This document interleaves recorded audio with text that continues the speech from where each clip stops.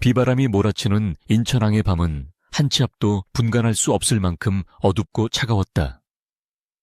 쏟아지는 폭우 속에서 한소윤은 흠뻑 젖은 머리카락을 거치게 쓸어 넘기며 거친 숨을 몰아쉬었다. 그녀의 심장은 마치 흉곽을 뚫고 나올 것처럼 격렬하게 뛰고 있었고, 등 뒤에서는 정체불명의 검은 세단들이 뿜어내는 헤드라이트 불빛이 사나운 짐승의 눈빛처럼 번뜩였다. 그녀는 떨리는 손으로 코트 주머니 깊숙한 곳에 숨겨진 USB 드라이브를 움켜쥐었다. 그것은 그녀의 인생을 송두리째 앗아간 누명을 벗겨줄 유일한 증거이자 동시에 그녀를 죽음의 문턱으로 몰아넣은 저주스러운 물건이었다. 서윤은 발목을 옥죄는 공포를 애써 억누르며 거대한 유람선 오로라 호위 탑승구를 향해 필사적으로 발걸음을 옮겼다. 지금 이 배에 타지 못하면 그녀에게 내일은 없을 것이라는 사실을 너무나도 잘 알고 있었기 때문이었다. 출국 심사대 앞에 선 서윤은 최대한 자연스러운 표정을 짓기 위해 안간힘을 썼지만 창백하게 질린 입술과 미세하게 떨리는 손끝까지 감출 수는 없었다. 직원이 그녀의 위조 여권을 받아들고 유심히 살펴보는 그 짧은 순간이 서윤에게는 마치 영원처럼 길게 느껴졌다. 그녀의 뇌리에는 믿었던 약혼자이자 상사였던 최 전무가 비열한 웃음을 흘리며 조작된 횡령 서류를 들이밀던 그 끔찍한 순간이 주마등처럼 스쳐 지나갔다. 사랑이라고 믿었던 감정은 처참한 배신으로 돌아왔고, 유망했던 재무이사로서의 커리어는 하루아침에 범죄자의 오명으로 얼룩져 버렸다. 직원이 마침내 도장을 찍고 여권을 돌려주었을 때 서윤은 다리가 풀려 주저앉을 뻔했지만 간신히 정신을 부여잡고 트랩을 올라 배 안으로 들어섰다.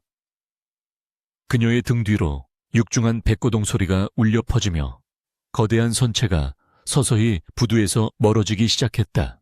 오로라호 내부는 바깥의 험악한 날씨와는 전혀 다른 세상처럼 호화롭고 평화로웠다. 화려한 샹들리에가 대리석 바닥을 비추고 잘 차려입은 사람들의 웃음소리가 은은한 음악과 함께 로비를 가득 채우고 있었다.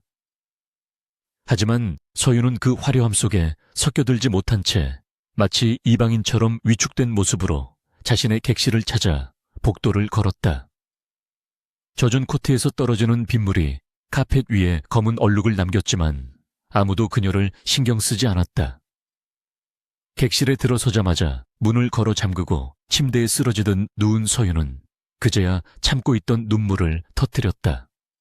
억울함과 분노, 그리고 알 수 없는 미래에 대한 두려움이 한꺼번에 밀려와 그녀를 집어삼킬 듯했다. 하지만 이곳에서 무너질 수는 없다는 생각에 그녀는 다시 몸을 일으켜 샤워실로 향했다. 차가운 물줄기를 맞으며 그녀는 반드시 살아남아 그들에게 처절한 대가를 치르게 하겠다고 다짐했다. 샤워를 마치고 나왔지만 잠은 쉽게 오지 않았고 불안한 마음은 여전히 가라앉지 않았다. 서윤은 씁쓸한 기분을 달래기 위해 선내 깊숙한 곳에 위치한 라운지 바를 찾아갔다. 늦은 시간이라 그런지 바는 한산했고 어둑한 조명 아래 흐르는 재즈 선율만이 고독한 분위기를 자아내고 있었다. 그녀는 구석진 자리에 앉아 독한 위스키 한 잔을 주문하고는 창밖의 칠흑 같은 바다를 멍하니 바라보았다. 검은 파도가 유리창을 때릴 때마다 그녀의 마음속 깊은 곳에 자리 잡은 상처들도 함께 요동치는 것 같았다. 그때 바의 반대편 끝에서 누군가의 시선이 느껴졌다. 고개를 돌려보니 어둠 속에 반쯤 가려진 한 남자가 위스키 잔을 든 채 그녀를 응시하고 있었다. 그의 눈빛은 깊고 고요했지만 그 안에는 서윤과 비슷한 종류의 고독과 피로가 짙게 배어 있었다. 남자는 천천히 자리에서 일어나 서윤이 앉아있는 테이블로 다가왔고 그녀는 경계심을 품은 채 그의 행동을 주시했다. 가까이서 본 그는 조각같이 수려한 외모를 지녔지만 미간에는 지울 수 없는 근심의 그림자가 드리워져 있었다. 그는 정중하지만 거부할 수 없는 목소리로 합석을 제안했고 서윤은 평소라면 거절했겠지만 오늘 밤만큼은 누군가와 함께 있고 싶다는 충동에 고개를 끄덕였다. 강민혁이라고 자신을 소개한 남자는 자신의 신분에 대해 구체적으로 밝히지 않았지만 그의 몸짓과 말투에서는 태생적인 기품과 위엄이 자연스럽게 흘러나왔다. 두 사람은 서로의 이름조차 묻지 않은 채 그저 눈앞에 놓인 술잔을 기울이며 의미 없는 대화를 이어갔다. 하지만 그 무의미한 대화 속에서 두 사람은 기묘한 동질감을 느끼며 서로에게 조금씩 빠져들고 있었다. 시간이 흐를수록 두 사람 사이의 공기는 묘하게 달라지기 시작했고 알코올의 기운이 온몸으로 퍼지면서 이성은 흐릿해지고 본능이 깨어났다. 민혁은 서윤의 눈을 깊이 들여다보며 그녀가 감추고 있는 슬픔의 무게를 가늠하려는 듯했다. 서윤 또한 민혁의 눈동자 속에서 자신이 잃어버렸던 안식처를 발견한 듯한 착각에 빠졌다. 세상으로부터 도망쳐온 여자와 세상의 꼭대기에서 길을 잃은 남자는 거친 폭풍우가 몰아치는 바다 한가운데서 서로를 유일한 구명조끼처럼 여겼다. 민혁의 손이 서윤의 손등을 덮었을 때 그녀는 거부하는 대신 그의 손가락을 얽어매며 온기를 나누었다. 그것은 단순한 유혹이 아니라 극한의 외로움 속에 던져진 두 영혼이 서로를 갈구하는 절박한 몸부림이었다. 그 순간만큼은 그녀를 쫓는 추격자들도 그를 짓누르는 막중한 책임감도 모두 잊을 수 있을 것만 같았다. 민혁은 서윤을 이끌고 자신의 펜트하우스 스위트룸으로 향했고 서윤은 망설임 없이 그를 따라 나섰다. 엘리베이터가 올라가는 동안 두 사람은 말없이 서로를 응시하며 터질 듯한 긴장감을 즐겼다. 방 문이 열리고 어둠이 깔린 실내로 들어서자마자 민혁은 서윤을 벽으로 밀어붙이며 거칠게 입을 맞췄다. 서윤은 그의 목을 감싸 안으며 그동안 억눌려왔던 모든 감정을 그 키스에 쏟아부었다. 밖에서는 천둥 소리가 요란하게 울려 퍼졌지만 두 사람에게는 서로의 거친 숨소리만이 세상의 전부인 것처럼 들렸다. 민혁의 손길이 그녀의 허리를 감싸 안고 침실로 이끌 때 서윤은 이것이 내일 닥쳐올 후회를 불러 일으킬지라도 지금 이 순간의 뜨거움을 포기할 수 없다고 생각했다. 그것은 파멸을 향해 달려가는 폭주기관차와도 같았지만 동시에 구원을 향한 마지막 기도와도 같았다. 침실의 창문 밖으로는 번개가 번쩍이며 두 사람의 얽힌 실루엣을 비췄다가 사라지기를 반복했다. 민혁은 서윤을 소중한 보물처럼 조심스럽게 다루면서도 한편으로는 그녀를 완전히 소유하고 싶은 갈망을 숨기지 않았다. 서윤은 그의 단단한 어깨에 매달려 현실의 고통을 잊기 위해 필사적으로 그에게 매달렸다. 두 사람의 몸이 하나가 되는 순간 서윤은 눈앞이 하얗게 전멸하는 듯한 전율을 느꼈고 민혁은 그녀의 귓가에 알 수 없는 낮은 신음과 함께 달콤한 말들을 속삭였다. 그것은 사랑이라는 단어로 정의하기에는 너무나 즉흥적이고 위태로웠지만 그 순간만큼은 세상 그 어떤 연인보다도 진실하고 강렬했다. 밤새도록 이어진 정사 속에서 그들은 서로의 이름조차 제대로 부르지 못한 채 오직 서로의 천과 숨결에만 의존하며 깊은 밤을 건너갔다. 폭풍우가 잦아들고 새벽빛이 희미하게 밝아올 무렵 서윤은 지친 몸을 웅크린 채 잠든 민혁의 품 안에서 눈을 떴다. 창밖은 언제 그랬냐는 듯 고요한 바다가 펼쳐져 있었지만 서윤의 마음속 폭풍은 여전히 현재 진행형이었다. 그녀는 조심스럽게 민혁의 팔을 풀고 침대에서 일어나 바닥에 떨어진 옷가지들을 챙겨 입었다. 간밤의 열기는 식었지만 그가 남긴 온기는 여전히 피부에 남아 그녀를 혼란스럽게 만들었다. 서윤은 잠든 민혁의 얼굴을 잠시 내려다보며 묘한 죄책감과 아쉬움을 동시에 느꼈다. 어쩌면 다시는 만날 수 없을 사람이라는 생각에 가슴 한구석이 아려왔지만 그녀에게는 감상에 젖어 있을 여유가 없었다. 그녀는 탁자 위에 놓인 메모지에 짧은 작별 인사를 남기려다 멈칫하고는 펜을 내려놓았다. 흔적을 남기는 것조차 사치라는 생각이 들었기 때문이다.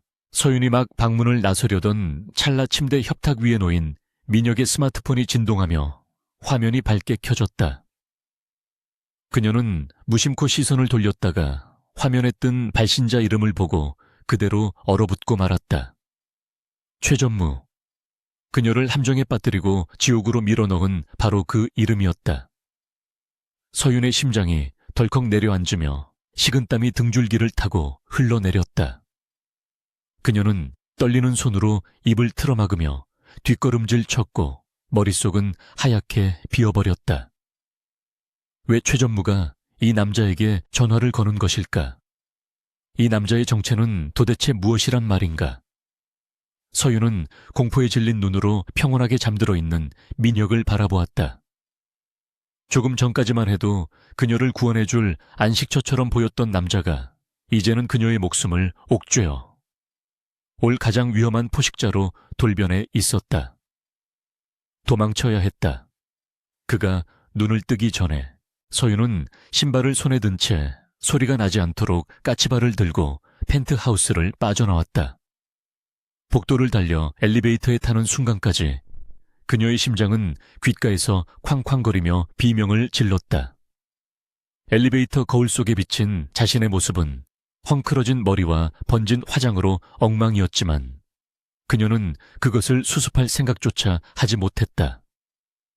로비층에 도착하자마자 그녀는 사람들이 없는 비상계단을 통해 자신의 객실이 있는 아래층으로 미친 듯이 뛰어 내려갔다. 머릿속에서는 수만 가지의 최악의 시나리오가 엉켜 돌아가고 있었다. 만약 그가 최전무와 한통속이라면, 만약 그가 이미 내 정체를 알고 접근한 것이라면 서윤은 자신의 어리석음을 자책하며 입술을 깨물었다. 안전하다고 믿었던 이 배가 이제는 바다 위에 떠있는 거대한 감옥처럼 느껴지기 시작했다. 객실로 돌아온 서윤은 문을 삼중으로 잠그고 욕실로 들어가 찬물을 틀어 얼굴을 씻어냈다. 거울 속에 자신을 노려보며 그녀는 정신을 차리기 위해 뺨을 세게 때렸다. 정신 차려, 한서윤. 넌 지금 감정에 휘둘릴 때가 아니야. 그녀는 스스로에게 최면을 걸듯 중얼거렸다. 어젯밤에 달콤했던 기억은 이제 독이 든 사과처럼 치명적인 공포로 변해 그녀를 압박해 오고 있었다. 그녀는 가방에서 USB를 꺼내 다시 한번 확인하며 비장한 눈빛으로 변해갔다. 이제 이 배 안 어디에도 안전한 곳은 없었다. 그녀는 스스로를 지키기 위해 더 철저하게 숨어야 했고 필요하다면 그 누구라도 이용하거나 버려야 했다. 설사 그것이 하룻밤을 함께 보낸 그 남자일지라도 말이다. 그녀는 떨리는 숨을 내뱉으며 날카로운 눈빛으로 창밖의 수평선을 노려보았다.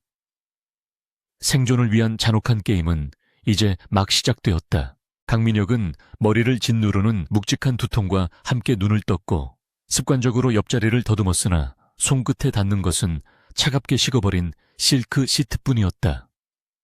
지난밤 폭풍우처럼 휘몰아쳤던 열정의 흔적은 온데간데 없이 사라졌고 넓은 킹사이즈 침대 위에는 오직 그만이 덩그러니 남겨져 있었다. 대한민국 재계를 쥐락펴락하는 JK그룹의 회장인 그에게 있어 아침에 눈을 떴을 때 파트너가 먼저 자리를 비운다는 것은 상상조차 할 수 없는 일이었다. 그는 불쾌감과 당혹감이 뒤섞인 표정으로 상체를 일으켰고 협탁 위에 놓인 물잔을 단숨에 들이키며 갈증을 달랬다. 창밖으로는 언제 비가 왔냐는 듯 눈부신 햇살이 쏟아지고 있었지만 민혁의 기분은 여전히 잿빛 구름 속에 머물러 있었다.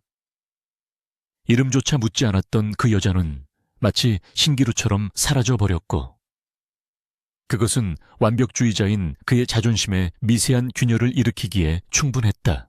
그때 육중한 마호가니 문이 조심스럽게 열리며 수행비서인 김 실장이 들어와 허리를 90도로 굽히며 정중하게 아침 인사를 건넸다. 김 실장은 방 안에 흐트러진 공기를 감지하고 잠시 멈칫했으나 이내 프로다운 무표정으로 돌아와 태블릿 PC를 꺼내 들고 오늘의 일정을 보고하기 시작했다. 민혁은 침대에서 내려와 샤워 가운을 걸치며 김 실장의 보고를 건성으로 듣던 중 자신의 휴대전화 화면에 뜬 부재중 전화 기록을 확인하고는 미간을 찌푸렸다. 발신자는 최전무였고 그는 JK그룹 내에서도 탐욕스럽고 야비하기로 소문난 인물이었기에 민혁은 아침부터 기분을 잡쳤다는 듯 혀를 찼다. 그는 휴대전화를 침대 위로 던지며 김 실장에게 최 전무가 왜 새벽에 개인적인 연락을 취했는지 조용히 알아보라고 차갑게 지시했다. 그의 목소리에는 거역할 수 없는 절대적인 권위가 서려 있었다. 민혁은 창가로 다가가 커튼을 완전히 젖히며 끝없이 펼쳐진 푸른 바다를 내려다보았고, 김 실장은 주저하다가 지난밤 회장님과 동행했던 여성분의 행방에 대해 조심스럽게 물었다. 민혁은 잠시 침묵을 지키며 유리에 비친 자신의 무표정한 얼굴을 응시하다가 그녀가 아무 말 없이 도망쳤다는 사실을 인정하기 싫은 듯 무심하게 대답했다. 내버려둬. 쥐새끼 한 마리 사라진다고 해서 배가 가라앉지는 않으니까. 하지만 그의 말과는 달리 그의 눈빛은 이미 사냥감을 놓친 맹수의 그것처럼 날카롭게 빛나고 있었다. 그는 자신을 버리고 떠난 대담한 여자가 과연 누구인지, 그리고 이 망망대해 위에서 어디로 숨어들었는지에 대한 강렬한 호기심을 억누를 수 없었다. 그것은 단순한 흥미를 넘어선 일종의 소유욕과 정복욕의 발로였다. 한편 호화로운 펜트하우스와는 정반대로 배의 가장 낮은 층에 위치한 비좁은 객실에서 한서윤은 공포에 질린 채 침대 구석에 웅크리고 앉아 있었다. 그녀는 떨리는 손으로 입술을 깨물며 조금 전 자신이 목격했던 휴대전화 속의 이름, 최 전무를 머릿속에서 지우려 애썼지만 그럴수록 공포는 더욱 선명하게 되살아났다. 최 전무는 그녀를 횡령범으로 조작하여 인생을 나락으로 떨어뜨린 장본인이었고, 그가 한밤중에 전화를 걸 정도의 사이라면 어젯밤 그 남자는 최 전무와 매우 깊은 관계임이 분명했다. 서윤은 자신이 호랑이 굴을 피하려다 용의 둥지로 기어 들어갔다는 사실을 깨닫고 절망적인 신음소리를 내뱉었다. 그녀는 지금 당장이라도 배에서 뛰어내리고 싶은 심정이었지만 사방은 차가운 바다로 막혀 있었고 그녀가 갈 곳은 어디에도 없었다. 서윤은 불안한 마음을 진정시키기 위해 객실 안에 비치된 선박 안내 책자를 집어들었고 떨리는 눈으로 내용을 훑어내려갔다. 책자의 첫 페이지에는 JK 해운의 자랑, 오로라호에 오신 것을 환영합니다 라는 문구와 함께 JK그룹의 로고가 선명하게 박혀 있었다. 서윤의 심장이 덜컥 내려앉으며 호흡이 가빠지기 시작했다. 그녀가 몸담았던 회사 또한 JK그룹의 수많은 계열사 중 하나였기에 그녀는 이 거대한 기업의 구조를 누구보다 잘 알고 있었다. 펜트하우스에 투숙하며 최 전무의 전화를 받는 젊은 남자라면 그는 필시 JK그룹의 오너 일가이거나 그에 준하는 최고위층 인사일 것이었다. 서윤은 지난밤 남자가 보여주었던 귀족적인 매너와 오만할 정도로 당당했던 태도를 떠올리며 그가 평범한 부자가 아니라는 것을 직감했다. 불길한 예감을 확신으로 바꾸기 위해 서윤은 위험을 무릅쓰고 객실 밖으로 나가 정보를 수집하기로 결심했다. 그녀는 가방 깊숙한 곳에서 책 넓은 모자와 뿔테 안경을 꺼내 쓰고 스카프로 얼굴의 절반을 가린 채 조심스럽게 복도로 나섰다.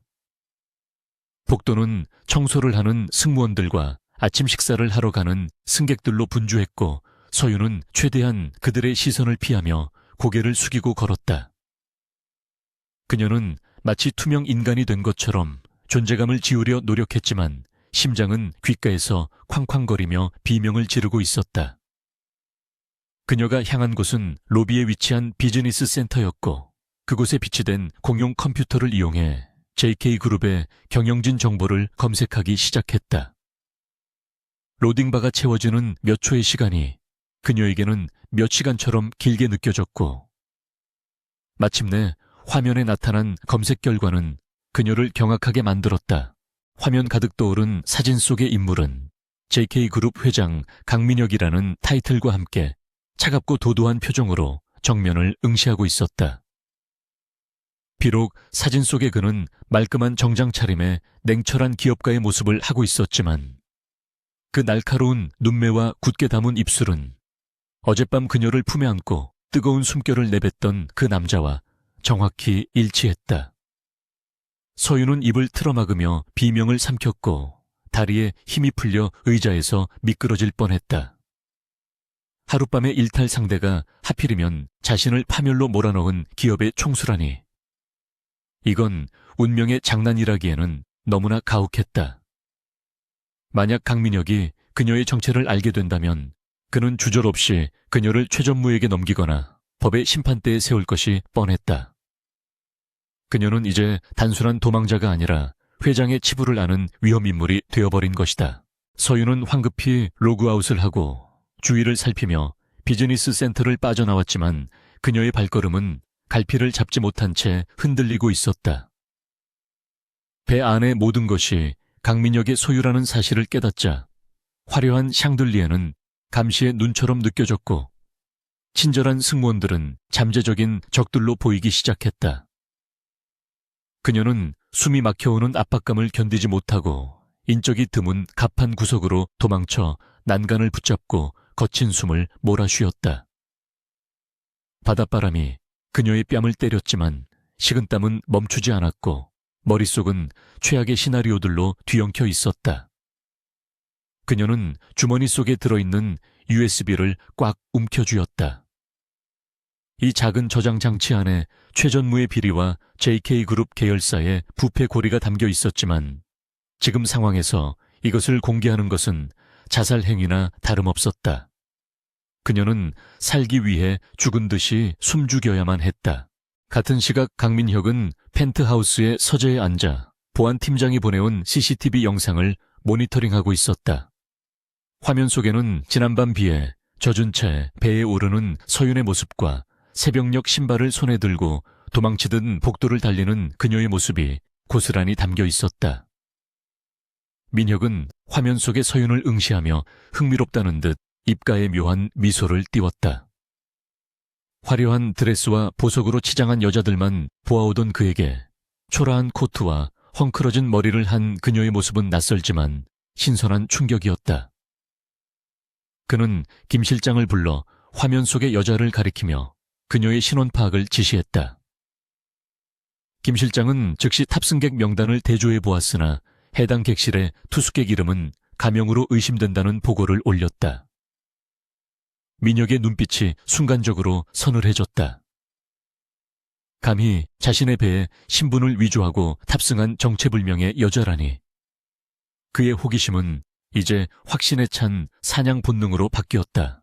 민혁은 의자 깊숙이 몸을 기대며 손가락으로 책상을 톡톡 두드렸다. 재미있군. 내 배에 숨어든 도둑고양이라. 그는 혼잣말처럼 중얼거렸지만 그 목소리에는 서늘한 기운이 감돌았다.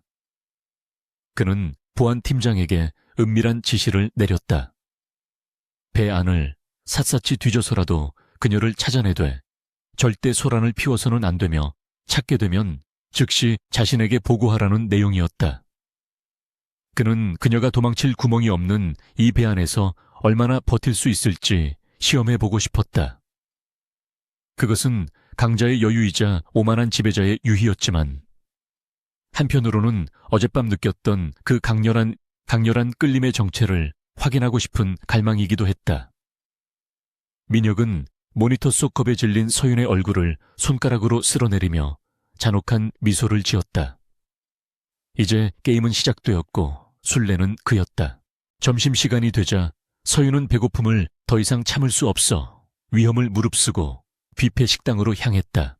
그녀는 최대한 사람들의 눈에 띄지 않는 구석진 자리를 찾아 앉았지만 고개를 숙이고 밥을 먹는 내내 등 뒤가 따가웠다.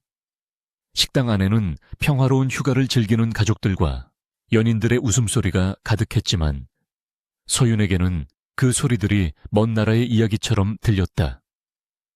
그녀는 음식을 입에 넣으면서도 시선은 쉴 새 없이 식당 입구와 보안 요원들의 동선을 살피느라 바빴다. 그때 갑자기 식당 내부의 공기가 달라지는 것을 느꼈다. 입구 쪽에서 웅성거리는 소리가 들리더니 검은 정장을 입은 경호원들이 길을 터주었고 그 사이로 강민혁의 모습을 드러냈다. 서윤은 심장이 멈추는 듯한 공포를 느끼며 반사적으로 식판에 얼굴을 파묻듯 고개를 숙였다. 강민혁은 굳이 일반 승객들이 이용하는 식당에 나타날 이유가 없었지만 마치 자신의 영역을 순찰하듯 느긋한 걸음으로 식당을 가로질러 걸어왔다. 그의 등장에 사람들은 환호하거나 수군거렸지만 민혁의 시선은 무심하게 좌중을 훑으며 누군가를 찾고 있었다. 서윤은 식탁보 아래로 몸을 숨기고 싶은 충동을 억누르며 제발 그가 자신을 알아보지 못하고 지나가기를 간절히 기도했다. 민혁의 구두굽소리가 점점 가까워질수록 서윤의 손은 덜덜 떨렸고 식은땀이 이마를 타고 흘러내렸다. 민혁은 서윤이 앉은 테이블 근처에서 잠시 멈칫하더니 주위를 둘러보았다. 서윤은 숨조차 쉬지 못한 채 얼어붙었고 그 찰나의 정적은 그녀에게 영혼처럼 느껴졌다. 다행히 민혁은 김 실장이 가리키는 방향으로 다시 발걸음을 옮겼고 서윤은 그가 완전히 사라질 때까지 고개를 들지 못했다. 가까스로 위기를 모면한 서윤은 식사를 다 마치지도 못한 채 도망치듯 식당을 빠져나왔다. 그녀는 엘리베이터 대신 비상계단을 이용해 아래층으로 뛰어 내려가며 자신의 처지를 비관했다. 이 배는 거대했지만 강민혁의 눈을 피할 수 있는 곳은 어디에도 없는 듯 했다. 그녀는 층계참에 멈춰 서서 가쁜 숨을 몰아쉬며 눈물을 흘렸다. 억울한 누명을 쓰고 쫓기는 것도 모자라 이제는 하룻밤 실수로 인해 더 큰 위험에 노출된 자신의 운명이 원망스러웠다. 하지만 여기서 주저앉을 수는 없었다. 그녀는 눈물을 닦아내며 다시 한번 마음을 다잡았다. 어떻게든 배가 다음 기항지에 도착할 때까지 버텨야 했다. 그러기 위해서는 더 깊고 어두운 곳, 강민혁의 시선이 닿지 않는 곳으로 숨어들어야만 했다. 그녀는 어두운 통로를 향해 발걸음을 옮겼지만 그곳이 막다른 길일지 아니면 또 다른 함정일지는 알 수 없었다. 한편 VIP 룸으로 들어간 민혁은 자리에 앉자마자 김 실장에게 조금 전 식당에서의 느낌을 전했다. 방금 그 구석자리 뭔가 이상했어. 그는 본능적으로 서윤의 기척을 감지했지만 확신할 수는 없었다.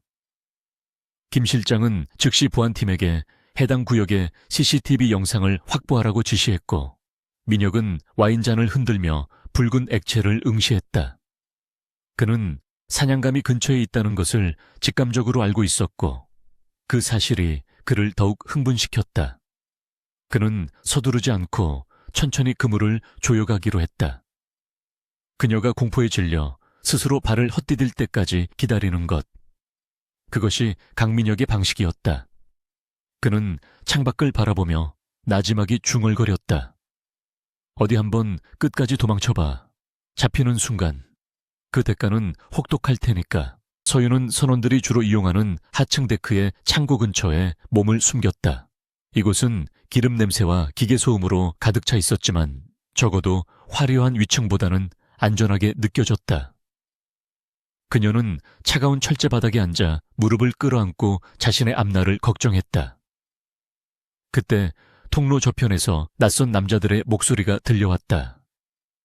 단순한 승무원들이 아닌 듯한 거친 말투와 은밀한 대화 내용은 서윤의 신경을 곤두세게 만들었다. 그녀는 숨을 죽이고 그들의 대화에 귀를 기울였고 그들 중 한 명이 최 전무님 지시대로 라고 말하는 것을 듣는 순간 온몸의 피가 얼어붙는 듯 했다.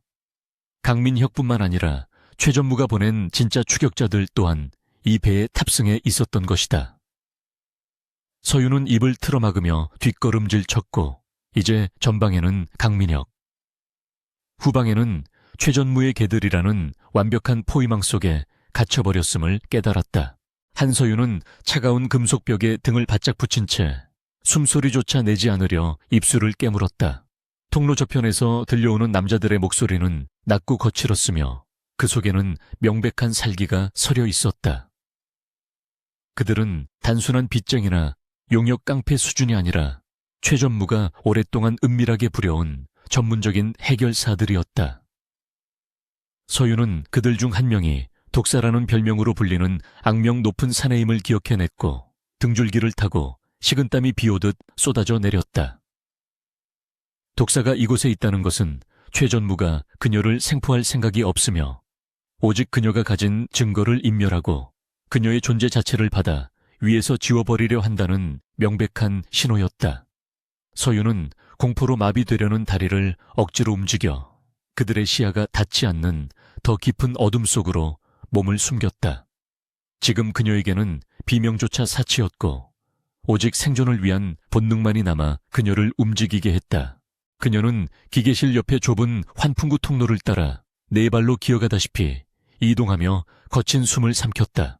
먼지와 기름때가 얼굴과 옷을 더럽혔지만 지금 그녀에게 중요한 것은 품위가 아니라 목숨이었다. 좁은 통로를 빠져나와 화물용 엘리베이터 구역에 도착한 서윤은 잠시 멈춰서서 주위를 살폈다. 다행히 인기척은 없었지만 그녀는 이 거대한 배 안에서 자신이 안전하게 숨을 곳은 단 한 군데도 없다는 절망적인 현실을 직시해야 했다.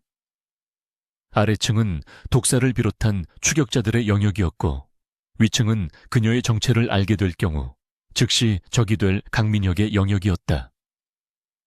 위와 아래 모든 곳이 막혀버린 상황에서 그녀는 마치 도간에 든 쥐가 된 기분이었지만 포기할 수는 없었다. 그녀는 품속의 USB를 다시 한번 확인하며 이를 악물고 화물용 엘리베이터 버튼을 눌렀다. 차라리 사람들이 많은 곳에 섞이는 편이 암살자들의 눈을 피하기에는 나을 것이라는 판단이었다. 한편 펜트하우스의 집무실에 앉아있던 강민혁은 보안팀장의 보고를 들으며 불쾌한 듯 미간을 찌푸렸다.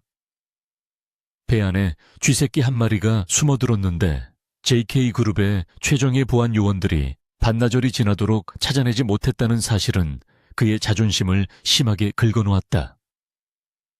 민혁은 손가락으로 책상을 톡톡 두드리며 모니터 속의 수많은 CCTV 화면들을 날카롭게 응시했다. 단순히 겁에 질려 도망친 여자라고 생각했지만 그녀가 보여주는 은신 능력은 평범한 일반인의 수준을 훨씬 뛰어넘고 있었다. 민혁의 머릿속에서는 그녀에 대한 호기심이 점차 의심으로 바뀌어가고 있었다. 어젯밤의 그 우연한 만남과 뜨거웠던 하룻밤조차 어쩌면 철저하게 계산된 접근이었을지도 모른다는 생각이 들자 그의 눈빛은 차갑게 가라앉았다. 그는 보안팀장에게 은밀하게 구역을 좁혀가며 수색을 강화하되 승객들에게 불안감을 조성하지 말라고 엄명했다. 엘리베이터가 중간층인 쇼핑 아케이드 구역에 도착하자 서윤은 옷매무새를 다듬고 최대한 자연스럽게 사람들 틈으로 섞여 들어갔다. 화려한 명품 매장과 카페가 늘어선 거리는 쇼핑을 즐기는 관광객들로 붐비고 있었고 서윤은 책 넓은 모자를 더 깊이 눌렀으며 그들의 웃음소리 뒤에 숨었다. 그녀는 화장실에 들러 더러워진 얼굴을 씻어내고 스카프로 목과 얼굴의 일부를 가린 채 거울 속에 자신을 바라보았다. 공포에 질려 창백해진 얼굴은 화장으로도 감추기 어려웠지만 눈동자만큼은 살고자 하는 의지로 강렬하게 빛나고 있었다. 그녀는 다시 밖으로 나와 인파에 섞여 이동하면서 쉴 새 없이 주위를 살폈다. 선글라스를 끼거나 부자연스럽게 주위를 두리번거리는 사람만 봐도 심장이 철렁 내려앉았고 누군가와 어깨만 스쳐도 소스라치게 놀랐다. 이 화려한 축제의 현장은 그녀에게 있어 살얼음판 위를 걷는 것과 다름없는 긴장의 연속이었다. 그때 카페 테라스 너머로 검은 양복을 입은 사내의 뒷모습이 서윤의 시야에 들어왔다. 그는 독사의 부하 중 한 명이었고 날카로운 눈초리로 지나가는 사람들의 얼굴을 하나하나 확인하고 있었다. 서윤은 반사적으로 고개를 돌려 반대 방향으로 발걸음을 옮겼지만 그녀의 심장 박동은 이미 통제 불능 상태로 치닫고 있었다. 놈들은 이미 그녀가 승객들이 있는 층으로 올라왔다는 것을 눈치채고 포위망을 좁혀오고 있었다. 서윤은 빠른 걸음으로 인파를 헤치고 나아가며 탈출구를 찾았지만 앞쪽에서도 또 다른 사내가 무정이를 든 채 다가오고 있는 것이 보였다. 앞뒤가 모두 막힌 상황에서 그녀가 선택할 수 있는 유일한 길은 위층으로 이어지는 중앙 계단뿐이었다. 그녀는 들키는 것을 감수하고 치맛자락을 움켜쥔 채 계단을 향해 뛰기 시작했다. 서윤의 돌발 행동은 즉시 추격자들의 시선을 끌었고 그들은 거칠게 사람들을 밀치며 그녀의 뒤를 쫓기 시작했다. 서윤은 숨이 턱 끝까지 차올랐지만 뒤를 돌아볼 겨를도 없이 계단을 뛰어 올라갔다. 화려한 나선형 계단을 오르며 그녀는 구두 한 짝이 벗겨지는 것도 모른 채 맨발로 차가운 대리석 바닥을 딛고 달렸다. 쫓기는 자의 공포는 그녀의 감각을 예리하게 깨웠고 귓게는 추격자들의 발소리가 천둥소리처럼 증폭되어 들렸다. 그녀가 도착한 곳은 VVIP 전용 데크로 이어지는 통로였고 그곳은 일반 승객의 출입이 통제되어 있어 인적이 드물었다. 하지만 그것은 곧 그녀를 도와줄 목격자가 아무도 없다는 뜻이기도 했다. 서윤은 막다른 복도 끝에 다다라서야 자신이 도가내든 쥐 신세가 되었다는 것을 깨닫고 절망적인 표정으로 주위를 둘러보았다.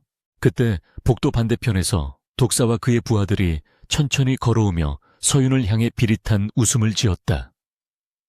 독사는 품 안에서 날카로운 잭나이프를 꺼내들며 서윤을 압박해왔고 서윤은 뒷걸음질 치다 난간에 부딪혔다. 아래는 까마득한 바다였고 아픈 무자비한 살인자들이 버티고 서 있었다. 독사는 낮은 목소리로 USB를 내놓으면 고통 없이 보내주겠다고 회유했지만 서윤은 그 말을 믿을 만큼 어리석지 않았다. 그녀는 난간을 붙잡고 뛰어내릴 각오를 했지만 죽음의 공포 앞에서는 다리가 후들거려 제대로 서 있을 수조차 없었다. 독사가 칼을 고쳐쥐고 달려들려는 찰나 서윤의 시야에 위층 테라스에서 담배를 피우고 있는 한 남자의 실루엣이 들어왔다. 강민혁이었다. 그는 무심한 표정으로 바다를 내려다보고 있었고 아직 아래층의 소란을 눈치채지 못한 듯했다. 서윤의 머릿속에서 번개처럼 빠른 계산이 스쳐 지나갔다. 독사의 손에 죽거나 강민혁에게 잡히거나 둘 중 하나였지만 적어도 강민혁은 당장 그녀를 죽이지는 않을 것이라는 신락 같은 희망이 있었다. 그녀는 독사가 달려드는 순간 몸을 숙여 그의 팔을 피하고는 죽을 힘을 다해 강민혁이 있는 테라스 쪽으로 연결된 비상사다리를 향해 몸을 날렸다. 독사의 칼날이 그녀의 팔을 스치고 지나가며 붉은 선혈이 튀었지만 고통을 느낄 새도 없었다. 서윤은 비명을 지르며 사다리를 기어올랐고 당황한 독사는 잠시 멈칫하다가 욕설을 내뱉으며 그녀를 뒤따르려 했다. 하지만 그곳은 VIP 구역이었고 소란을 피우면 경호원들이 몰려올 것이 뻔했기에 놈들은 섣불리 움직이지 못하고 주저했다. 서여윤은 피투성이가 된 팔을 부여잡고 테라스 위로 기어 올라와 거친 숨을 몰아쉬며 바닥에 쓰러졌다. 갑작스러운 인기척에 놀란 강민혁이 천천히 고개를 돌려 그녀를 내려다보았다. 그의 눈은 차갑게 가라앉아 있었고 손에는 여전히 타오르는 담배가 들려 있었다. 그는 바닥에 엎드려 떨고 있는 여자가 지난밤 자신의 침대에서 사라진 바로 그 여자라는 사실을 단번에 알아보았다. 그리고 그녀의 찢어진 옷과 피 흐르는 팔, 그리고 공포에 질린 눈빛을 보며 상황이 심상치 않음을 직감했다. 하지만 민혁은 그녀를 돕기 위해 손을 내미는 대신 한 모금의 담배 연기를 길게 내뱉으며 그녀를 싸늘하게 응시했다. 마치 사냥꾼이 덫에 걸린 짐승을 관찰하듯 그의 태도에는 자비심이라고는 찾아볼 수 없었다. 서윤은 고개를 들어 민혁을 올려다보며 제발 살려달라고 애원하려 했지만 목소리가 나오지 않았다. 그녀는 그가 자신을 알아보았다는 사실에 안도하면서도 동시에 그의 차가운 눈빛에 더 큰 공포를 느꼈다. 아래층에서는 독사와 부하들이 분한 듯 서성이다가 강민혁의 존재를 확인하고는 황급히 어둠 속으로 사라지는 기척이 느껴졌다. JK그룹 회장의 얼굴을 아는 그들은 감히 그 앞에서 살인을 저지를 수 없었던 것이다. 서윤은 놈들이 사라진 것을 확인하자 긴장이 풀리며 정신을 잃을 뻔했지만 강민혁이 다가와 그녀의 턱을 거칠게 잡아채는 바람에 다시 현실로 끌려왔다. 민혁의 손길은 강압적이었고 그의 시선은 그녀의 영혼까지 꿰뚫어 볼 듯 날카로웠다. 제 발로 도망칠 땐 언제고 이제 와서 피투성이가 되어 내 앞에 나타나다니. 민혁의 목소리는 낮고 위협적이었다. 그는 서윤의 팔에서 흐르는 피를 보고도 눈 하나 깜짝하지 않았고 오히려 그녀를 더 강하게 몰아붙였다. 누가 보냈지? 경쟁사에서 보낸 산업 스파인가 아니면 내 목숨을 노리는 암살자인가? 민혁은 그녀가 단순한 승객이 아니라는 확신을 굳히고 있었다. 평범한 여자가 배 안에서 전문적인 추격자들에게 쫓기고 칼에 맞을 리는 없었다. 그는 그녀가 자신에게 접근하기 위해 치밀하게 연출된 연극을 하고 있다고 의심했고 그 의심은 분노가 되어 타오르고 있었다. 서윤은 억울함에 눈물이 고였지만 지금 상황에서 자신의 결백을 주장해봤자 그에게는 변명으로밖에 들리지 않을 것이 뻔했다. 서윤은 떨리는 목소리로 아니에요. 제발 도와주세요. 라고 간신히 내뱉었지만 민혁은 코웃음을 치며 그녀를 일으켜 세웠다. 그는 그녀의 상처 입은 팔을 거칠게 움켜쥐고는 그대로 자신의 펜트하우스 쪽으로 끌고 가기 시작했다. 서윤은 고통에 신음하며 그에게 끌려갔지만 반항할 힘조차 남아있지 않았다.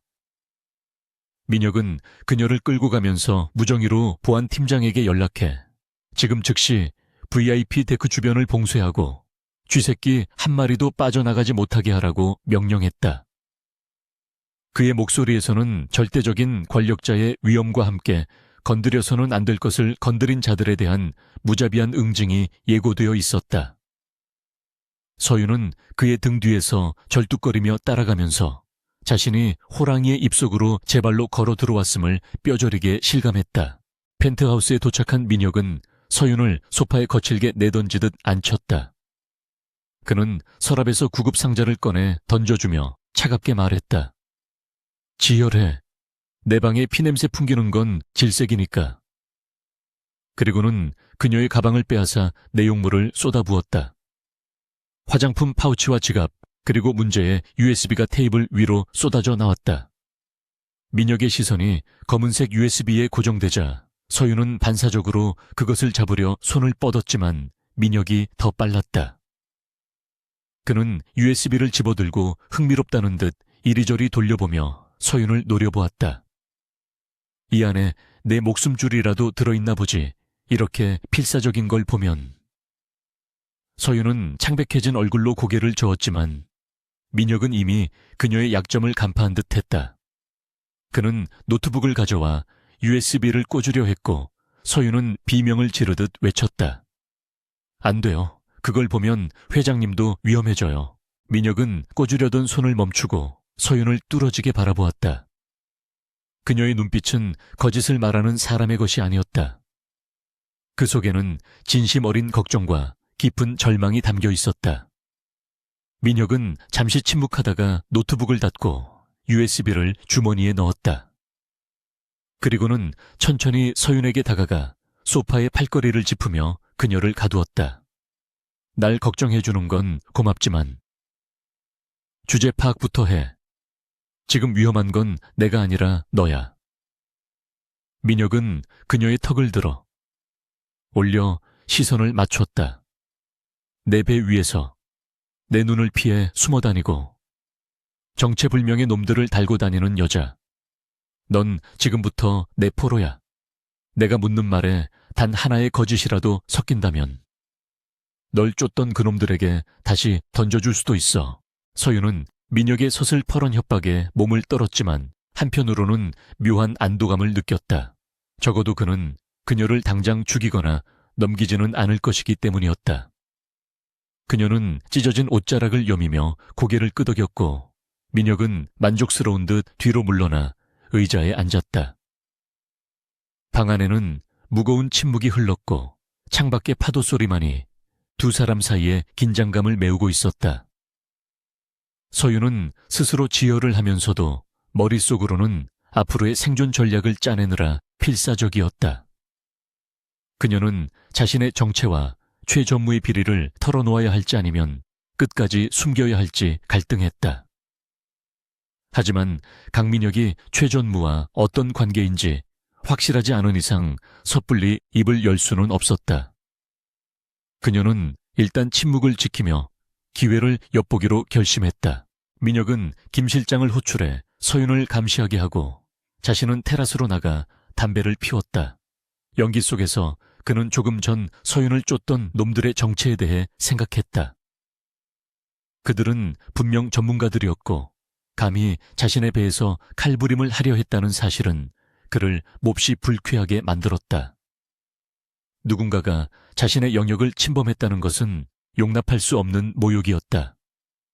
민혁은 주머니 속에 USB를 만지작거리며 묘한 미소를 지었다.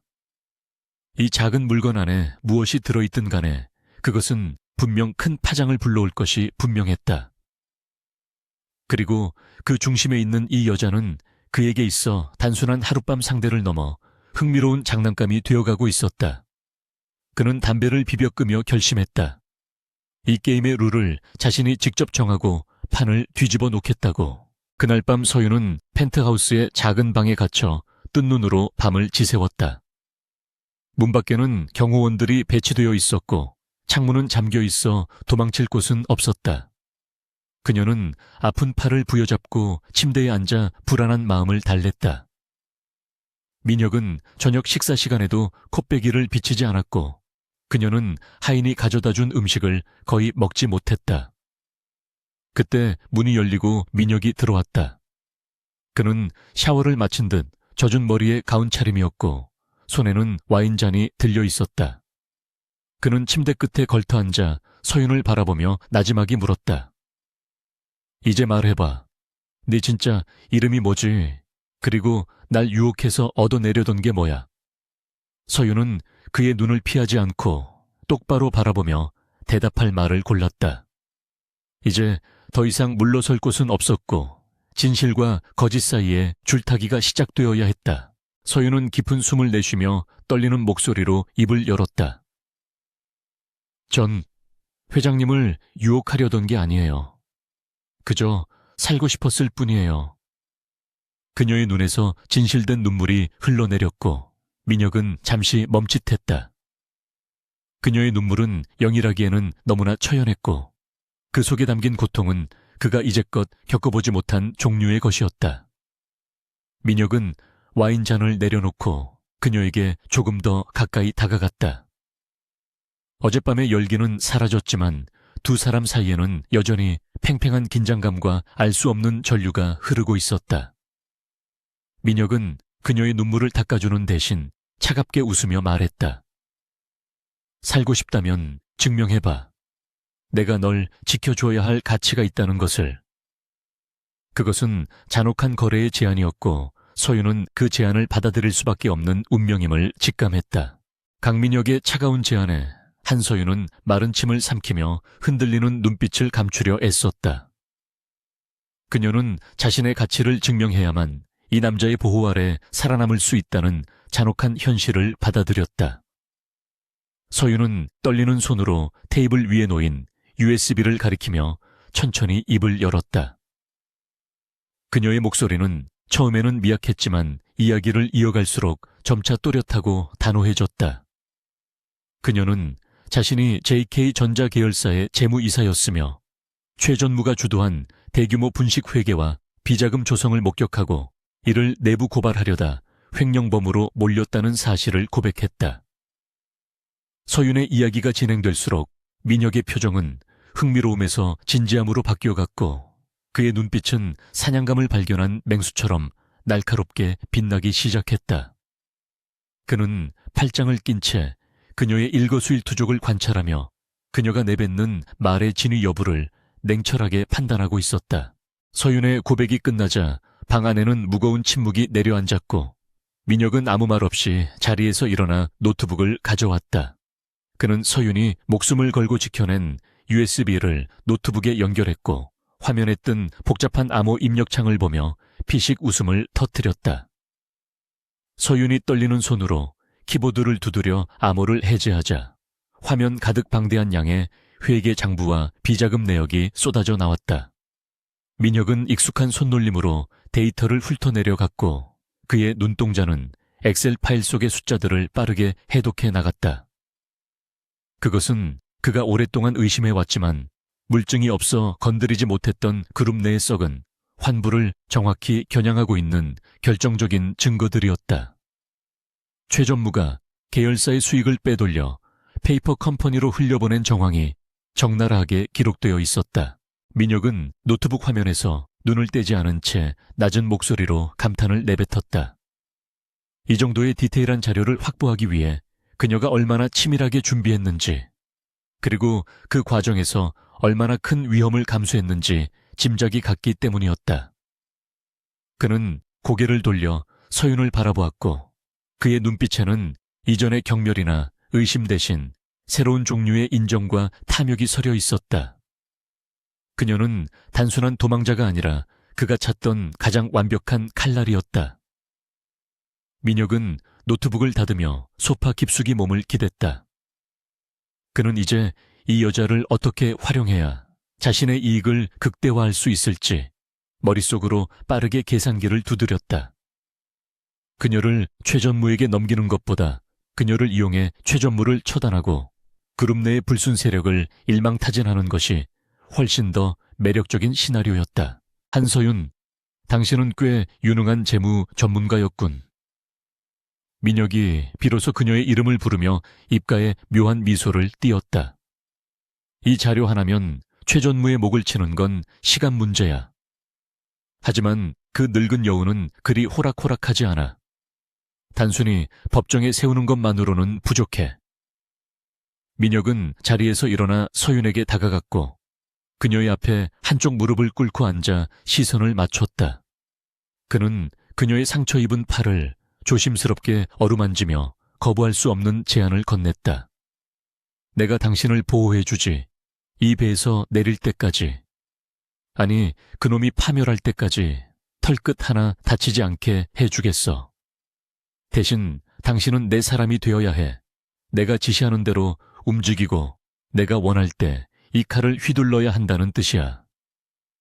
그것은 동등한 파트너십이 아닌 철저한 주종 관계에 가까운 계약이었다. 서여인은 민혁의 눈을 똑바로 응시하며 잠시 망설였지만 이내 고개를 끄덕였다. 그녀에게는 선택의 여지가 없었을 뿐더러 자신의 인생을 망친 최 전무에게 복수할 수 있는 유일한 기회였기 때문이었다. 받아들일게요. 하지만 약속해 주세요. 최 전무가 죗값을 치르게 해주겠다고. 서윤의 단호한 대답에 민혁은 만족스러운 듯 고개를 끄덕이며 그녀의 손등에 가볍게 입을 맞추었다. 그것은 계약의 성립을 알리는 의식이자 그녀가 이제 온전히 그의 소유가 되었음을 선언하는 행위였다. 민혁은 인터폰을 들어 김 실장을 호출했고 잠시 후 김 실장이 들어오자 짧고 명확한 지시를 내렸다. 이 시간부로 한서윤 씨는 내 VIP 손님이다. 최고급 의상과 편의를 제공하고 보안 등급을 최상위로 격상시켜. 그리고 배 안에 숨어든 쥐새끼들은 조용히 처리해. 김 실장이 물러가자 민혁은 직접 구급 상자를 열어 서윤의 팔에 난 상처를 소독하기 시작했다. 아까의 거친 태도와는 달리 그의 손길은 놀라울 정도로 섬세하고 부드러웠다. 서윤은 따끔거리는 통증에 미간을 찌푸렸지만 민혁이 호호 불어가며 붕대를 감아주는 모습에 묘한 감동을 느꼈다. 차가운 권력자의 가면, 뒤에 숨겨진 인간적인 면모를 엿본 것 같아 가슴 한구석이 간질거렸다. 민혁은 붕대를 다 감은 뒤 그녀의 머리카락을 귀 뒤로 넘겨주며 나지막이 속삭였다. 상처는 이걸로 끝이야. 내 허락 없이는 피 한 방울도 흘려선 안 돼. 당신 몸은 이제 내 계획의 일부니까. 서윤은 그의 말에 얼굴이 붉어지는 것을 느끼며 시선을 떨구었다. 그가 말하는 계획이 정확히 무엇인지는 알 수 없었지만 그녀는 처음으로 안도감을 느끼며 긴장을 풀 수 있었다. 그날 밤 서윤은 민혁이 마련해준 호화로운 침실에서 목욕을 하고 새 옷으로 갈아입었다. 거울 속에 비친 그녀의 모습은 더 이상 초라한 도망자가 아니라 우아하고 기품 있는 귀부인의 모습이었다. 고급스러운 실크 드레스가 그녀의 몸을 부드럽게 감쌌고 화장으로 가린 얼굴에는 핏기가 돌아 생기가 넘쳤다. 그녀는 거울을 보며 스스로에게 다짐했다. 이제는 숨지 않겠다고. 강민혁이라는 거대한 방패를 앞세워 당당하게 세상 밖으로 나가겠다고. 그때 노크 소리와 함께 민혁이 들어왔다. 그는 말끔한 턱시도 차림이었고 그녀를 보는 순간 눈빛이 일렁겼다. 그는 다가와 그녀의 허리를 감싸 안으며 귓가에 속삭였다. 완벽해. 이 정도면 내 파트너로서 손색이 없겠어. 그의 칭찬은 서윤의 심장을 다시 한번 요동치게 만들었다. 민혁은 서윤을 이끌고 테라스로 나가 밤바다를 바라보며 앞으로의 계획을 설명했다. 내일 저녁 선상 파티가 열릴 거야. 그 자리에 최전무가 나타날 예정이다. 놈은 나를 만나러 온다는 핑계로 이 배에 탔지만 진짜 목적은 당신을 처리하는 거겠지. 서윤은 최전무가 배에 탄다는 소식에 몸을 떨었지만 민혁이 그녀를 더 단단히 안아주며 안심시켰다. 두려워할 필요 없어. 당신은 내 옆에 있을 테니까. 우린 그 자리에서 놈의 숨통을 조여갈 거야. 당신은 그저 내 옆에서 미소 짓고 있으면 돼. 놈이 당신을 보고 경악하는 꼴을 지켜보는 게 내일의 메인 이벤트가 될 테니까. 민혁의 목소리에는 잔혹한 즐거움이 묻어났고 서윤은 그의 계획이 얼마나 대담하고 위험한지 깨달았다. 서윤은 민혁의 품에 기대어 차가운 밤바람을 맞으며 생각에 잠겼다. 어젯밤 우연히 만난 남자가 자신의 운명을 바꿀 구원자가 될 줄은 꿈에도 몰랐다. 그와의 관계는 비즈니스와 감정 사이의 위태로운 줄타기였지만 지금 그녀가 믿을 수 있는 사람은 오직 그뿐이었다. 민혁은 와인잔을 건네며 건배를 제안했다. 우리의 성공적인 사냥을 위하여. 서윤은 그와 잔을 부딪히며 붉은 와인을 들이켰다. 알코올이 식도로 넘어가는 뜨거운 느낌이 그녀의 투쟁심을 일깨웠다. 그녀는 더 이상 과거의 유약한 한서윤이 아니었다. 그녀는 복수의 화신이 되어 그들을 파멸시킬 준비가 되어 있었다. 민혁은 그런 그녀의 눈빛을 읽은 듯 만족스러운 미소를 지으며 빈잔을 채워주었다. 민혁은 서윤에게 최전무의 약점과 성향, 그리고 내일 파티에 참석할 주요 인물들에 대한 정보를 상세히 알려주었다. 그는 단순히 그녀를 보호하는 것을 넘어 그녀를 완벽한 전략가로 훈련시키고 있었다. 서윤은 그의 말을 하나도 놓치지 않고 머릿속에 새겨넣었다. 그녀의 명석한 두뇌는 빠르게 상황을 분석하고 대처 방안을 모색했다. 두 사람은 밤이 깊도록 작전 회의를 이어갔고 그 과정에서 서로에 대한 신뢰와 존경심이 싹트기 시작했다. 민혁은 서윤의 예리한 통찰력에 감탄했고 서윤은 민혁의 대담한 결단력에 매료되었다. 그들은 마치 오랫동안 호흡을 맞춰온 파트너처럼 완벽한 조화를 이루고 있었다. 새벽이 밝아오자 민혁은 서윤을 침실로 들여보내며 휴식을 권했다. 푹 자둬. 내일은 긴 하루가 될 테니까.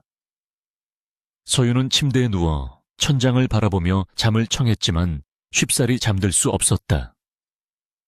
내일이면 마침내 최전무와 다시 마주하게 된다는 생각에 긴장과 설렘이 교차했다. 하지만 이번에는 혼자가 아니었다. 그녀의 곁에는 천하의 강민혁이 있었고 그녀의 손에는 그들을 무너뜨릴 강력한 무기가 쥐어져 있었다. 서윤은 주먹을 꽉 쥐며 눈을 감았다. 폭풍전야의 고요함 속에서 그녀는 다가올 결전을 준비하며 마음을 다잡았다.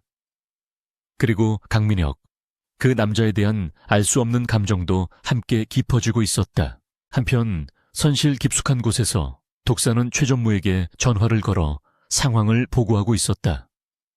죄송합니다, 전무님. 놓쳤습니다. 회장님이 개입하는 바람에 수화기 너머로 최전무의 고함 소리가 터져 나왔고 독사는 식은땀을 흘리며 변명했다. 하지만 내일 파티장에 반드시 나타날 겁니다. 그때는 무슨 수를 써서라도 처리하겠습니다. 전화를 끄는 독사의 눈빛이 흉흉하게 빛났다. 그는 자신의 실패를 만회하기 위해 더 잔혹한 계획을 세우고 있었다. 강민혁이 지키고 있다 해도 빈틈은 반드시 있을 것이고, 그는 그 틈을 노려 단숨에 숨통을 끊어놓을 작정이었다. 배 안에는 보이지 않는 살기가 감돌고 있었고, 모든 운명의 실타래는 내일 밤의 파티장을 향해 모여들고 있었다. 다음 날 아침, 펜트하우스에는 팽팽한 긴장감이 감돌았다. 미용사와 스타일리스트들이 들어와 서윤을 치장하기 시작했고, 민혁은 그 과정을 지켜보며 세심하게 지시를 내렸다. 그는 서윤을 단순히 아름다운 여자가 아니라 누구도 범접할 수 없는 고귀한 여왕처럼 보이게 만들고 싶었다. 그것이 최 전무에게 줄 수 있는 가장 큰 모욕이자 충격일 것이기 때문이었다. 화려한 드레스를 입고 하이힐을 신은 서윤이 거울 앞에 섰을 때 방 안에 있던 모든 사람들이 탄성을 질렀다. 그녀는 눈부시게 아름다웠고 그 아름다움 뒤에는 날카로운 가시가 숨겨져 있었다. 민혁은 자리에서 일어나 그녀에게 다가가 팔을 내밀었다. 갈까 우리 무대로. 서윤은 그의 팔짱을 끼며 고개를 끄덕였다. 이제 사냥을 시작할 시간이었다. 오로라호의 그랜드 볼룸은 그야말로 화려함의 극치를 보여주는 별천지와도 같았다. 천장 높이 매달린 거대한 크리스털 샹들리에는 수천 개의 빛 조각을 흩뿌리며 연회장을 황금빛으로 물들였고, 유명 교향악단이 연주하는 왈츠 선율은 공기 중에 우아하게 녹아들고 있었다. 대한민국 정재계를 움직이는 거물들과 유명 인사들이 한자리에 모여 샴페인 잔을 부딪히며 가식적인 웃음을 교환하는 이곳은 욕망과 권력이 교차하는 은밀한 사교장이었다. 하지만 오늘 밤, 이 화려한 무대 뒤에는 그 누구도 예상하지 못한 날카로운 비수가 숨겨져 있었다. 연회장 입구에 육중한 문이 열리기 직전 강민혁은 옆에 선 한서윤의 차가운 손을 꽉 잡으며 그녀에게 무언의 용기를 불어넣었다. 서윤은 깊게 심호흡을 하며 떨리는 마음을 다잡았고 자신의 운명을 건 가장 위험하고도 화려한 연극을 시작할 준비를 마쳤다. 문이 열리고 강민혁이 모습을 드러내자 웅성거리던 연회장은 순식간에 찬물을 끼얹은 듯 정적에 휩싸였다. 평소 공식 석상에 파트너를 대동하지 않기로 유명한 그가 낯선 여인의 허리를 감싸 안고 등장했기 때문이었다. 서윤은 짙은 미드나이트 블루 색상의 드레스를 입고 있었는데 그녀의 하얀 피부와 대비되어 마치 밤바다의 여신과 같은 신비롭고 고혹적인 자태를 뽐내고 있었다. 그녀의 목과 귀에서 반짝이는 다이아몬드는 샹들리에보다 더 눈부시게 빛났지만 사람들의 시선을 사로잡은 것은 보석보다 더 강렬하게 타오르는 그녀의 눈동자였다. 두 사람은 마치 이 세상의 주인공이 된 것처럼 당당한 걸음걸이로 레드카펫을 가로질러 걸어왔고 사람들은 홍해처럼 갈라지며 그들에게 길을 터주었다. 연회장 한가운데서 거만한 표정으로 와인잔을 기울이던 최전무는 입구 쪽의 소란에 고개를 돌렸다가 그대로 굳어버리고 말았다. 자신의 눈을 의심하며 몇 번이나 눈을 비벼보았지만 강민혁의 팔짱을 끼고 있는 여자는 분명 자신이 파멸시켰다고 믿었던 한서윤이었다. 쥐도 새도 모르게 바다 위에서 처리하라고 지시했던 여자가 그룹 회장의 파트너가 되어 자신을 향해 걸어오고 있다는 사실은 최전무의 이성을 마비시키기에 충분했다. 그는 손에 들고 있던 와인잔을 떨어뜨릴 뻔하며 비틀거렸고 얼굴은 사색이 되어 파랗게 질려갔다. 도대체 어떻게 된 일인지 상황을 파악하려 머리를 굴려보았지만 공포와 당혹감으로 인해 아무런 생각도 나지 않았다. 민혁은 서윤을 에스코트하여 곧장 최전무가 있는 테이블로 향했고 그 거리낌 없는 행보에 주위 사람들의 이목이 집중되었다. 민혁의 입가에는 여유로운 미소가 걸려 있었지만 그 눈빛은 먹잇감을 앞에 둔 포식자처럼 서늘하게 빛나고 있었다. 최전무는 떨리는 다리를 억지로 지탱하며 민혁을 향해 90도로 허리를 굽혀 인사했지만 그의 시선은 힐끔힐끔 서윤을 향하고 있었다. 민혁은 최전무의 인사를 받는 둥 마는 둥 하며 서윤을 보란 듯이 챙겼다. 그는 서윤의 의자를 직접 빼주며 신사적인 면모를 과시했고 이 장면을 지켜보던 사람들은 두 사람의 관계에 대해 수군거리기 시작했다. 최전무의 임에는 식은땀이 송골송골 맺혔고 그는 마른 침을 삼키며 간신히 입을 열었다. 회장님, 갑작스럽게 뵙게 되어 영광입니다. 그런데 옆에 계신 분은 최전무는 끝내 말을 잇지 못하고 말꼬리를 흐렸다. 민혁은 와인잔을 들어 올리며 짐짓 놀란 척 연기를 했다. 아, 인사하게. 이쪽은 내 사람.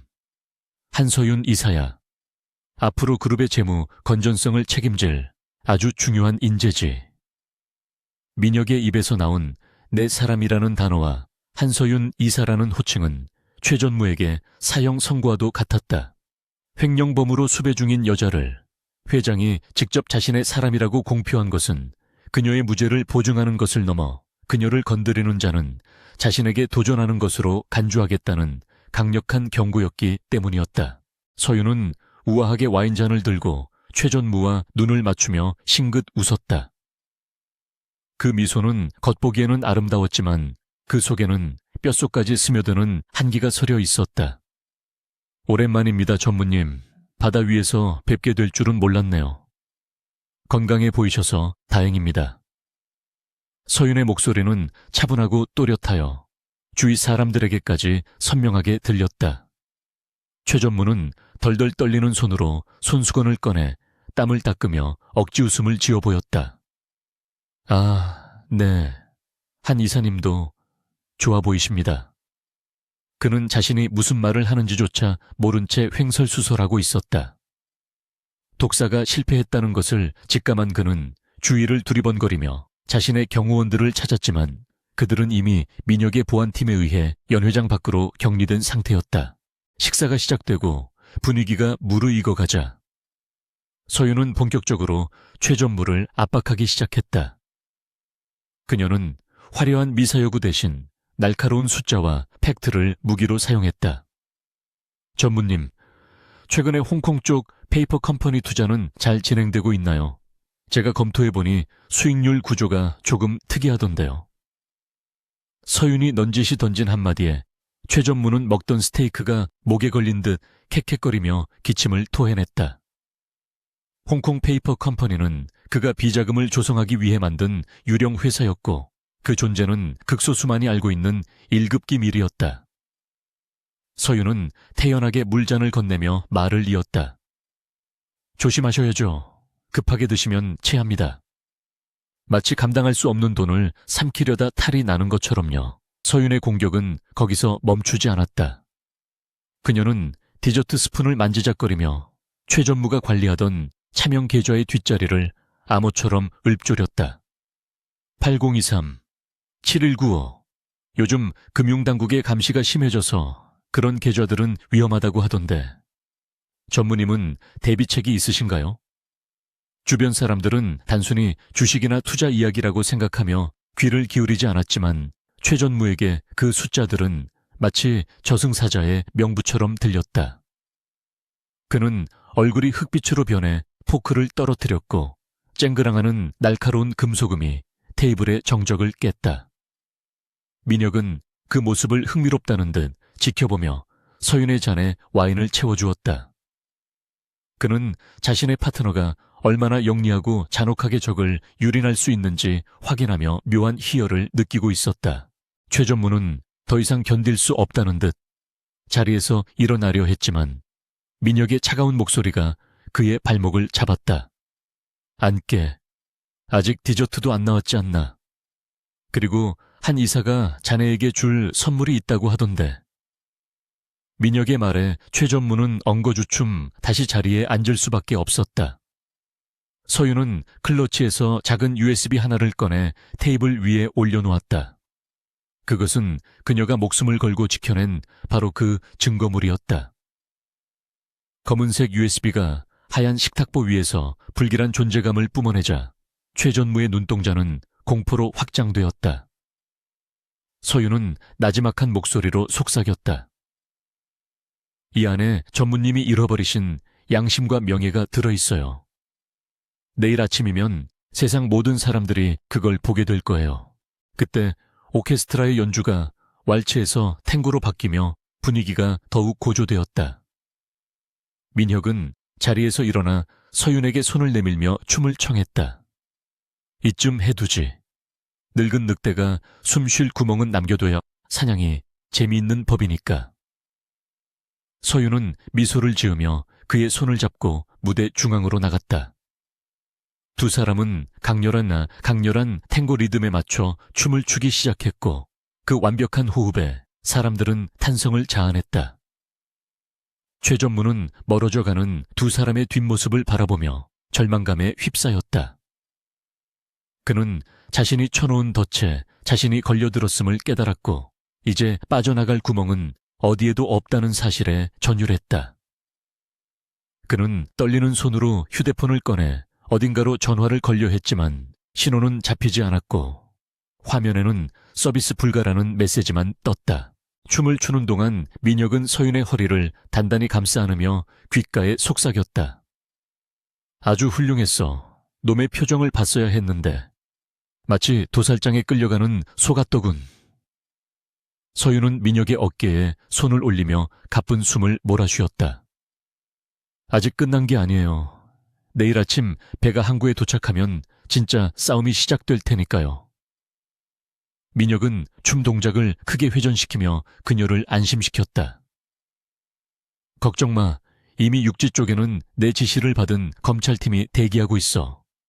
최 전무가 배에서 내리는 순간 레드카펫 대신 포토라인이 그를 기다리고 있을 거야. 서윤은 그의 말에 든든함을 느끼며 민혁의 가슴에 얼굴을 묻었다.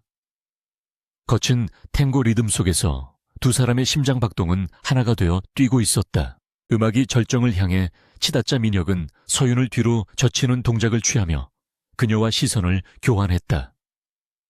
그 순간 서윤은 민혁의 눈빛에서 단순한 동맹 이상의 감정을 읽어냈다. 그것은 소유욕과 보호 본능, 그리고 깊은 애정이 뒤섞인 강렬한 열망이었다. 서윤 또한 그에게 끌리는 자신의 마음을 더 이상 부정할 수 없었다. 쫓기는 도망자와 재벌 총수라는 비현실적인 만남이었지만 극한의 상황에서 피어난 그들의 감정은 그 어떤 연인보다도 뜨겁고 진실했다. 춤이 끝나고 두 사람이 거친 숨을 몰아쉬며 서로를 바라보고 있을 때 연회장에는 우레와 같은 박수 소리가 터져 나왔다. 그 박수 소리는 그들의 승리를 축하하는 팡파르처럼 들렸다. 파티가 끝나고 객실로 돌아오는 길에 서윤은 긴장이 풀려 다리가 풀릴 뻔했다. 민혁은 그런 그녀를 부축하며 펜트하우스로 데려왔다. 방 안에 들어서자마자 서윤은 소파에 주저앉았고 민혁은 냉수 한 잔을 건네주었다. 고생했어. 오늘 당신은 그 누구보다 완벽한 여왕이었어. 민혁의 칭찬에 서윤은 쑥스러운 듯 미소를 지었다. 회장님이 안 계셨다면 불가능했을 거예요. 민혁은 서윤의 옆에 앉아 그녀의 손을 잡았다. 이제 한 가지만 남았어. 내일 아침 당신의 누명을 벗고 당당하게 세상 밖으로 나가는 것. 서윤은 고개를 끄덕이며 결의에 찬 눈빛을 보였다. 그녀는 이제 더 이상 혼자가 아니었다. 그녀의 곁에는 가장 강력한 방패이자 검인 강민혁이 있었다. 그날 밤 최 전무는 자신의 객실에서 공포에 질려 술을 퍼마시고 있었다. 독사에게는 연락이 닿지 않았고 배 밖으로 나가는 통신은 모두 차단되어 있었다. 그는 자신이 강민혁이라는 거대한 벽 안에 갇혀버렸음을 뼈저리게 실감했다. 그는 어떻게든 살 길을 찾기 위해 발버둥 쳤지만 닫힌 문은 열리지 않았다. 창밖의 검은 바다는 그를 집어삼킬 듯 으르렁거리고 있었고 내일 아침이 오면 모든 것이 끝날 것이라는 예감이 그를 미치게 만들었다. 그는 헛웃음을 흘리며 바닥에 주저앉았다. 평생을 남을 짓밟고 올라선 그였지만 결국 자신도 누군가에게 짓밟힐 운명이었던 것이다. 새벽이 다가오자 오로라호는 서서히 속도를 줄이며 육지를 향해 다가가고 있었다. 멀리 수평선 너머로 도시의 불빛이 희미하게 보이기 시작했고 그것은 서윤에게 새로운 시작을 알리는 신호탄과도 같았다. 서윤은 테라스에 나와 차가운 새벽 공기를 마시며 마음을 정리했다. 지난 며칠간의 일들이 마치 꿈만 같았지만 그녀의 손에 들린 USB와 옆에 선 강민혁의 존재는 분명한 현실이었다. 민혁은 뒤에서 서윤을 안아주며 함께 떠오르는 태양을 바라보았다. 준비됐나? 그의 나지막한 질문에 서윤은 확신에 찬 목소리로 대답했다. 네, 준비됐어요. 이제 도망자가 아닌 심판자로서 그녀는 당당하게 배에서 내릴 것이었다. 거대한 유람선 오로라호가 인천항에 접안하는 순간 부두는 이미 수많은 취재진과 검찰 수사관들로 인산인해를 이루고 있었다. 강민혁이 미리 손을 써둔 덕분에 헬리콥터가 상공을 선회하며 요란한 프로펠러 소리를 냈고 수백 개의 카메라 플래시가 마치 번개처럼 터지며 새벽의 어스름을 몰아내고 있었다. 트랩이 내려오고 강민혁이 한서윤의 손을 잡은 채 당당하게 모습을 드러내자 기자들은 바리케이드가 무너질 정도로 격렬하게 몸싸움을 벌이며 셔터를 눌러댔다. 서윤은 눈앞에서 터지는 섬광에 잠시 눈을 찌푸렸지만 민혁이 그녀의 손을 더욱 단단히 쥐어주는 것을 느끼며 고개를 꼿꼿이 들었다. 그녀는 더 이상 죄인처럼 고개를 숙이고 도망치던 패배자가 아니라 거대 기업의 비리를 폭로하고 정의를 바로설 심판자로서 대중 앞에 선 것이었다. 최전무는 민혁과 서윤의 뒤를 따라 트랩을 내려오면서 사색이 된 얼굴을 옷깃으로 가리려 애썼지만 이미 그의 몰락을 예감한 하이에나 같은 기자들은 그를 놓치지 않았다. 부두 한쪽에는 최전무의 개인 변호인단이 대기하고 있었지만 그들조차도 압도적인 검찰 병력과 여론의 관심 앞에서는 속수무책이었다. 민혁은 대기하고 있던 리무진 앞에서 잠시 멈춰서서 수많은 마이크를 향해 짧고 굵은 한마디를 던졌다. 오늘 JK그룹은 썩은 환부를 도려내고 새롭게 태어날 것입니다. 그 모든 진실은 잠시 후 열릴 긴급 이사회에서 명백히 밝혀질 것입니다. 그의 선언은 생중계 카메라를 통해 전국으로 송출되었고 대한민국 전체가 JK그룹의 대격변을 숨죽여 지켜보게 만들었다. 최전무는 수사관들에게 둘러싸여 억류된 채 민혁을 향해 악에 바친 고함을 질렀지만 그의 목소리는 현장의 소음에 묻혀 허공으로 흩어졌다. 검은색 리무진 행렬이 사이렌 소리와 함께 도심을 가로질러 JK그룹 본사로 향하는 동안 차 안에는 무거운 침묵만이 감돌았다. 서윤은 창밖으로 빠르게 스쳐 지나가는 서울의 풍경을 바라보며 만감이 교차하는 표정을 지었다. 불과 며칠 전까지만 해도 그녀는 모든 것을 잃고 쫓기는 신세였지만 지금은 대한민국 최고의 권력자와 나란히 앉아 복수의 종착지를 향해 달리고 있었다. 민혁은 긴장한 듯 굳어있는 서윤의 어깨를 감싸 안으며 나지막이 속삭였다. 두려워할 것 없어. 이미 판은 다 짜여 있고 당신은 그저 그 위에 마침표만 찍으면 돼. 저들은 당신의 적수가 되지 못해. 그의 확신에 찬 목소리는 서윤에게 그 어떤 무기보다 강력한 용기를 심어주었다. 그녀는 민혁의 눈을 바라보며 고개를 끄덕였고 두 사람의 손은 깍지를 낀 채 서로의 천을 나누었다. JK그룹 본사 대회의실은 긴급 소집된 이사들과 주주들로 인해 발 디딜 틈 없이 붐비고 있었고 공기 중에는 팽팽한 긴장감이 흐르고 있었다. 최전무 라인으로 분류되는 이사들은 불안한 표정으로 귓속말을 주고받으며 대책을 논의하느라 분주했고 중립적인 입장의 주주들은 사태의 추이를 관망하며 숨을 죽이고 있었다. 회의실 문이 육중한 소리를 내며 열리고 강민혁이 한서윤을 대동하고 입장하자 좌중의 시선이 일제히 그들에게 쏠렸다. 서윤은 수십 쌍의 눈동자가 뿜어내는 압박감을 견뎌내며 민혁의 옆자리에 당당하게 섰다. 그녀는 오늘 입은 짙은 회색 정장처럼 차갑고 냉철한 이성을 무장한 채 자신을 함정에 빠뜨렸던 자들의 면면을 하나하나 쏘아보았다. 민혁이 상석에 앉아 회의의 시작을 알리는 의사봉을 두드리자 장내는 순식간에 정적에 휩싸였다. 그는 별다른 서론 없이 단도직입적으로 본론을 꺼냈다. 오늘 이 자리는 JK전자의 재무 건전성을 심각하게 훼손하고 회사 자금을 사적으로 유용한 범죄 행위를 고발하고 관련자들을 문책하기 위해 마련되었습니다. 민혁의 말이 끝나기가 무섭게 수사관들에게 이끌려 들어온 최 전무가 회의실 중앙에 내동댕이 쳐지듯 섰다. 그는 헝클어진 머리와 핏발선 눈으로 주변을 둘러보며 억울함을 호소했다. 이건 모함입니다. 저 여자는 횡령 혐의로 수배 중인 범죄자입니다. 회장님이 저 여자의 미인계에 속아 넘어가신 겁니다. 최 전무의 필사적인 발악에 몇몇 이사들이 웅성거리며 동요하는 기색을 보였다. 그때 서윤이 자리에서 일어나 프레젠테이션 리모컨을 집어들었고 회의실 정면의 대형 스크린에 복잡한 도표와 숫자들의 향연이 펼쳐졌다. 제가 횡령범이라면 이 자료들은 설명할 수 없을 것입니다. 이것은 최 전무님이 지난 5년간 페이퍼 컴퍼니를 통해 빼돌린 회사 자금의 구체적인 이동 경로입니다. 서윤의 목소리는 차분하지만 힘이 있었고 그녀가 스크린을 넘길 때마다 최 전무의 비례는 양파 껍질이 벗겨지듯 적나라하게 드러났다. 홍콩, 싱가포르 케이맨 제도를 거쳐 세탁된 자금의 흐름은 너무나 정교했지만 서윤의 분석 앞에서는 한낱 어린애 장난처럼 낱낱이 파헤쳐졌다.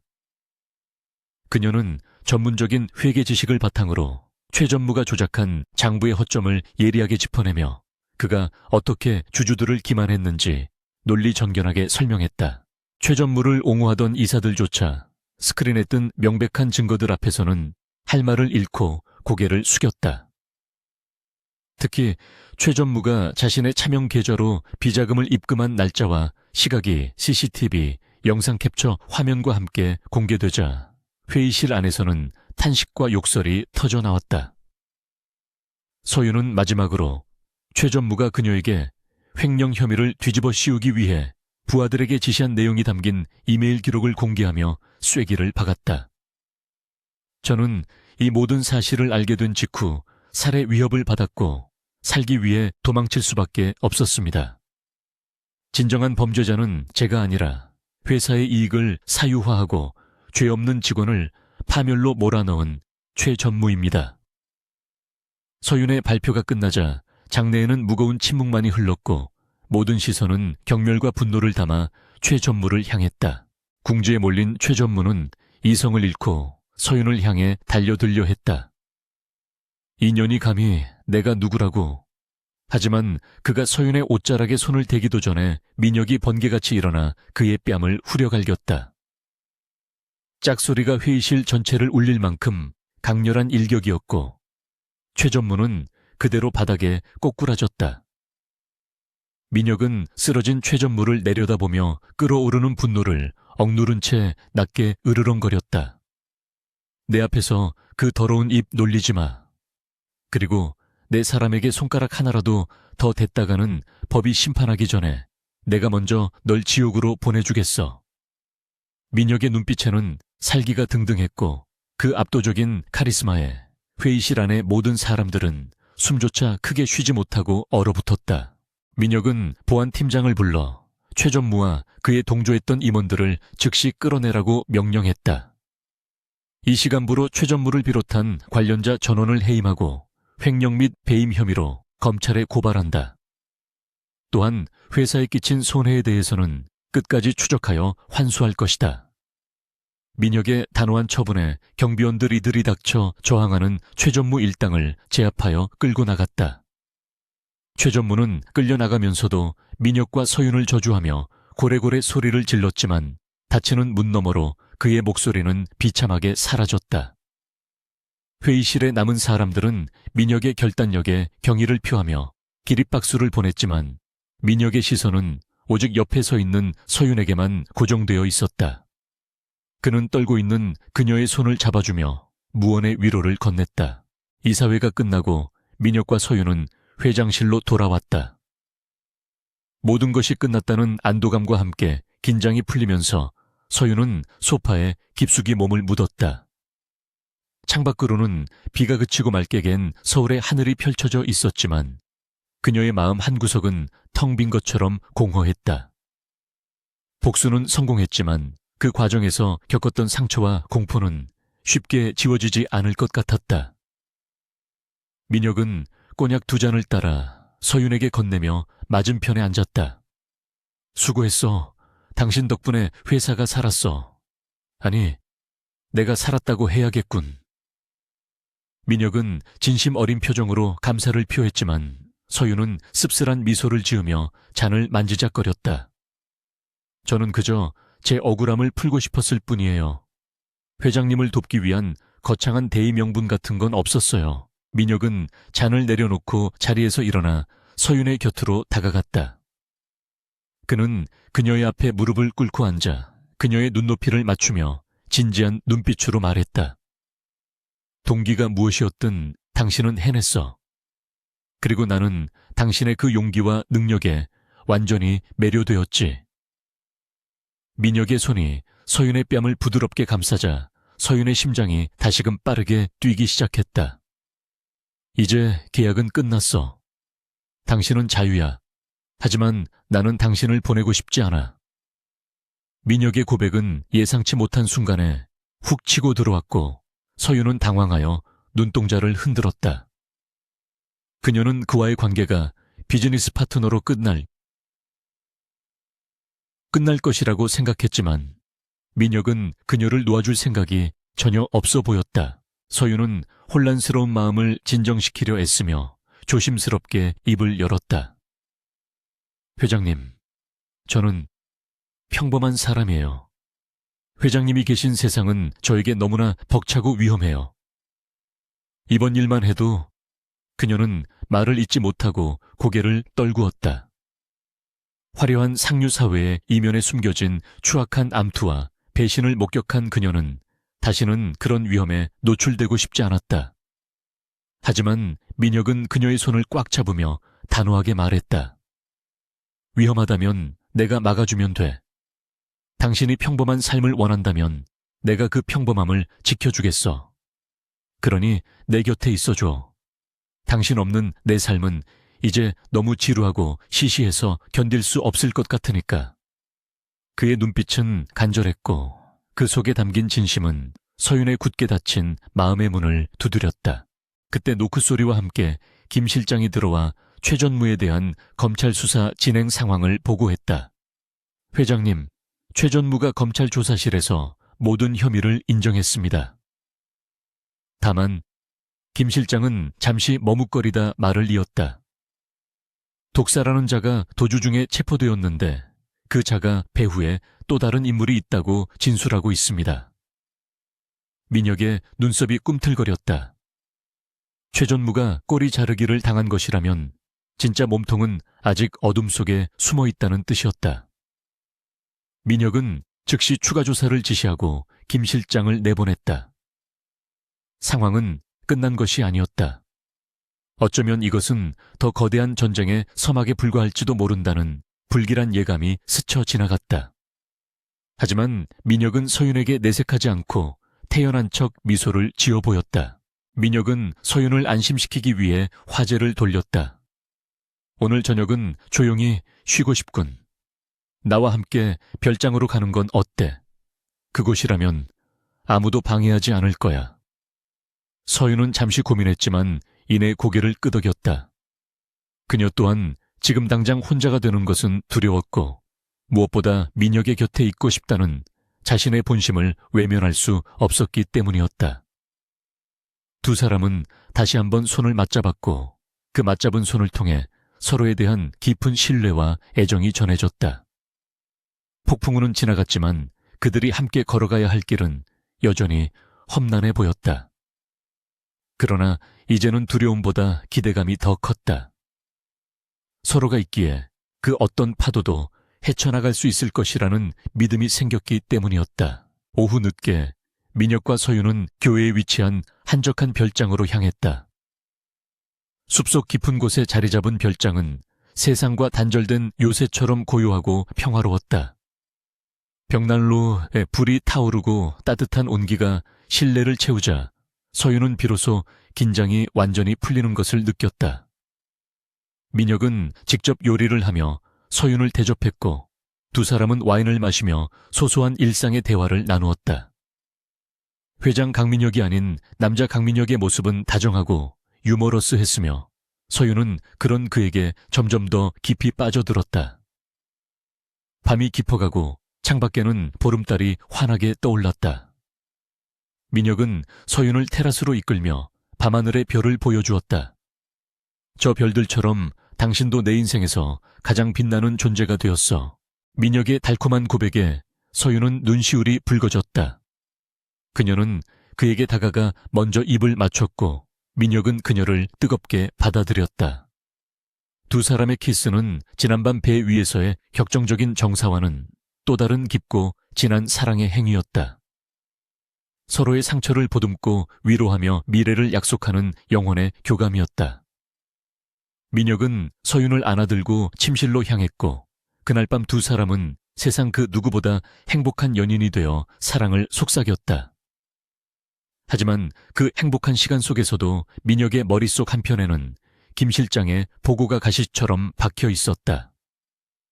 최전무의 배후, 그림자 속에 숨은 진짜 적. 그는 서윤이 잠든 후 조용히 침대에서 일어나 서재로 향했다. 서재에 들어선 민혁은 금고에서 비밀 문서를 꺼내 들었다. 그것은 JK그룹의 지배구조와 관련된 극비 자료였고 그 안에는 그조차도 의심만 하고 있던 충격적인 진실이 담겨 있었다. 최전무를 조종한 인물이 자신의 이복 형일지도 모른다는 정황 증거들. 만약 그것이 사실이라면 이 싸움은 단순한 부패 척결을 넘어 골육상장의 비극으로 치달을 수 있었다.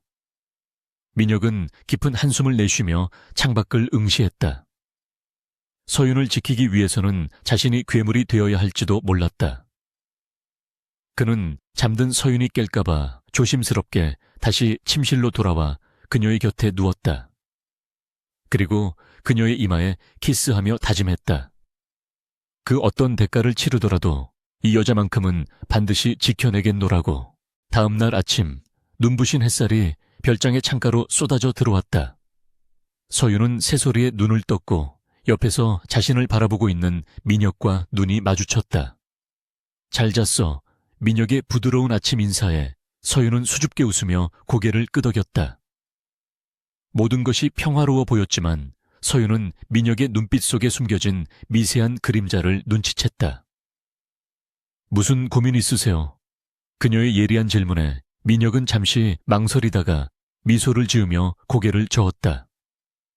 아니, 그저 당신과 함께 있는 이 시간이 멈췄으면 좋겠다는 생각을 했을 뿐이야.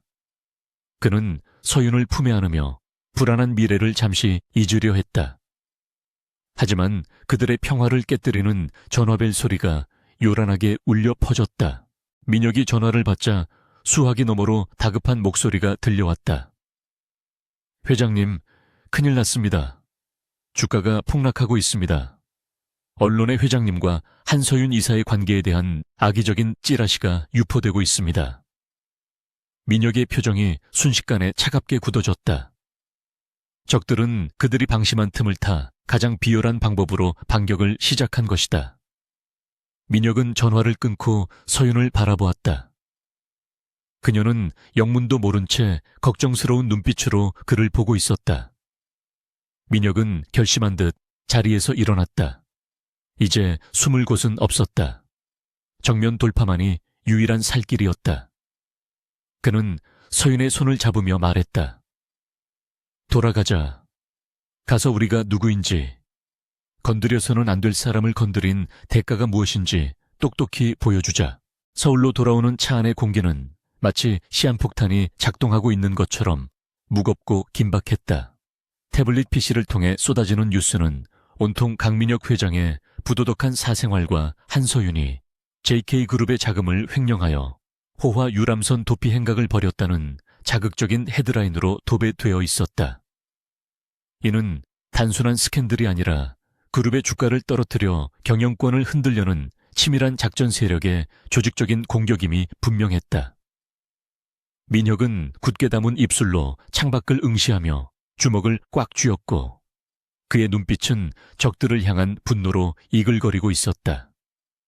하지만 서윤은 의외로 차분했다. 그녀는 흔들리는 차 안에서도 태블릿 화면에 표시된 주가 변동 그래프와 매도 물량의 흐름을 날카롭게 분석하고 있었다. 그녀의 눈은 공포 대신 냉철한 이성으로 빛나고 있었고 이 위기가 오히려 적의 급소를 찌를 수 있는 기회임을 직감하고 있었다. 회장님, 이 패턴을 보세요. 악성 루머가 터짐과 동시에 특정 계좌들에서 대량의 공매도가 쏟아지고 있어요. 서윤이 그래프의 특정 지점을 가리키며 민혁에게 설명했다. 이건 일반적인 개미 투자자들의 패닉 세일이 아니에요. 막대한 자금력을 가진 누군가가 인위적으로 주가를 끌어내리고 있는 겁니다. 그리고 이 자금의 출처를 역추적해보면 꼬리를 잡을 수 있을 것 같아요. 민혁은 서윤이 내민 데이터를 훑어보며 고개를 끄덕였다. 그가 예상했던 대로 이 모든 사태의 배후에는 그의 이복형이자 그룹 내에서 호시탐탐 회장 자리를 노리던 강준수 부회장이 있었다. 최 전무는 그저 강준수가 민혁을 치기 위해 사용했던 장기판의 말에 불과했던 것이다. 민혁은 서윤의 손을 잡으며 비릿한 미소를 지었다. 놈이 제 발로 무덤을 팠군. 우리가 그 무덤을 덮어주는 수밖에. JK그룹. 본사에 도착하자마자 민혁과 서윤은 쏟아지는 플래시 세례를 뚫고 곧장 전략기획실로 향했다. 회사는 이미 비상경영체제에 돌입해 있었고 직원들은 불안에 떨며 우왕좌왕하고 있었다. 회의실 문을 열고 들어서자 상석에는 강준수 부회장이 거만한 자세로 앉아 이사들을 호령하고 있었다. 그는 민혁을 보자마자 가소롭다는 듯 비웃으며 말했다. 어서 와라. 동생아, 회사가 이 지경이 됐는데 계집질이나 하고 다니다니. 이제 그만 자리에서 내려오는 게 좋지 않겠냐. 강준수의 뻔뻔한 도발에 민혁의 측근들은 분노했지만 민혁은 오히려 차분하게 그에게 다가갔다. 형님, 걱정해 주셔서 고맙지만 내려와야 할 사람은 내가 아니라 형님인 것 같은데요. 민혁의 말에 강준수의 표정이 일그러졌다. 서윤은 민혁의 뒤에서 조용히 노트북을 연결하고 대형 스크린에 새로운 자료를 띄웠다. 그것은 강준수가 자신의 외가 쪽 친척 명의로 설립한 유령 투자 회사의 자금 흐름도였다. 강준수 부회장님. 여기 표시된 블랙스톤 홀딩스가 부회장님의 차명회사라는 증거입니다. 서윤의 목소리가 회의실에 울려 퍼지자 강준수는 당황하며 소리쳤다. 무슨 헛소리야. 저 여자가 쥐고 있는 건 다 조작된 자료야. 하지만 서윤은 눈 하나 깜짝하지 않고 설명을 이어갔다. 이 회사는 이번 주가 폭락 사태를 이용하여 막대한 시세 차익을 챙겼고 그 자금은 다시 부회장님의 개인 비자금 계좌로 흘러 들어갔습니다. 이것은 명백한 자본시장법 위반이자 배임 행위입니다. 화면에는 강준수의 서명이 들어간 이면 계약서와 송금 내역이 적나라하게 공개되었다. 강준수는 얼굴이 불그락푸르락해져서 서윤에게 달려들려 했지만 대기하고 있던 보안 요원들이 그를 제지했다. 민혁은 강준수의 앞을 가로막으며 싸늘하게 일갈했다. 형님이 최 전무를 사주해 한 이사를 모함하고 내 이름을 더럽히며 회사를 위기에 빠뜨린 죄. 이제 값을 치러야지. 그때 검찰 특수부 수사관들이 회의실로 들이닥쳤다. 민혁이 이미 이동 중에 검찰총장에게 직접 연락해 모든 증거를 넘기고 긴급 체포를 요청해둔 상태였다. 수갑이 채워지는 순간에도 강준수는 이건 음모야. 내가 이 그룹의 장자라고 라며 발악했지만 수사관들은 그를 가차없이 끌고 나갔다. 회의실에 남은 이사들은 민혁의 압도적인 승리에 고개를 숙였고 서윤은 그제야 긴장이 풀린 듯 깊은 숨을 내쉬었다. 모든 소동이 진정되고 며칠 뒤 JK그룹은 빠르게 안정을 되찾았다. 강준수 일파가 축출되고 민혁의 리더십은 더욱 공고해졌으며 서윤의 활약상은 재계의 잔다르크라는 이름으로 언론에 대서특필되었다. 그녀의 누명은 완벽하게 벗겨졌고 그녀는 그룹 내에서 가장 영향력 있는 CFO, 최고 재무 책임자 후보로 거론되고 있었다. 하지만 서윤은 화려한 성공의 중심에서 알 수 없는 공허함을 느꼈다. 그녀는 창밖으로 보이는 서울의 야경을 내려다보며 자신의 자리에 대해 고민했다. 민혁과의 사랑은 진실했지만 재벌가의 안주인이나 그룹의 임원으로 사는 것이 과연 자신이 원하던 삶인지 확신이 서지 않았다. 그녀는 자신의 힘으로 잃어버린 인생을 되찾았지만 이제는 진정한 의미의 자유를 찾고 싶다는 갈망이 싹트고 있었다. 결국 서윤은 사직서를 품에 안고 민혁의 회장실을 찾았다. 민혁은 서류 결제를 하던 중 서윤이 들어오자 환한 미소로 그녀를 맞이했다. 왔어. 오늘 저녁에 근사한 레스토랑을 예약해뒀는데. 하지만 서윤은 말없이 사직서를 책상 위에 올려놓았다. 민혁의 미소가 서서히 사라지고 그의 눈빛이 흔들렸다. 이게 무슨 뜻이지? 서윤은 담담하게 대답했다. 회장님, 저는 제자리로 돌아가고 싶어요. 아니, 새로운 곳에서 저만의 힘으로 다시 시작해보고 싶어요. 회장님의 보호 아래 있는 것이 아니라 온전한 한서윤으로 서고 싶습니다. 그것은 이별 통보이자 동시에 자신의 존엄을 지키려는 그녀의 마지막 선언이었다. 민혁은 자리에서 일어나 창가로 다가가 한참 동안 말이 없었다. 방 안에는 무거운 정적만이 흘렀고 서윤은 그의 뒷모습을 바라보며 가슴이 찢어지는 듯한 아픔을 느꼈다. 그녀도 그를 사랑했지만 사랑만으로 채울 수 없는 자아실현의 욕구가 그녀를 밖으로 이끌고 있었다. 민혁이 천천히 뒤를 돌아보며 입을 열었다. 당신이 떠나면 나는 다시 그 차가운 성에 갇힌 괴물이 될 거야. 그래도 괜찮나? 그의 목소리는 애처로웠지만 서윤은 눈물을 참으며 고개를 저었다. 아니요, 회장님은 변하셨어요. 이제 혼자서도 충분히 빛나는 분이세요. 서윤은 그에게 마지막 인사를 건네고 뒤도 돌아보지 않은 채 회장실을 빠져나왔다. 엘리베이터 문이 닫히는 순간 참았던 눈물이 터져 나왔지만 그녀는 주먹을 꽉 쥐고 건물을 나섰다. 일주일 후 서윤은 다시 인천항을 찾았다. 그녀가 처음 도망치듯 올랐던 그곳이었지만 지금은 도망자가 아닌 여행자로서 새로운 출발을 위해 서 있었다.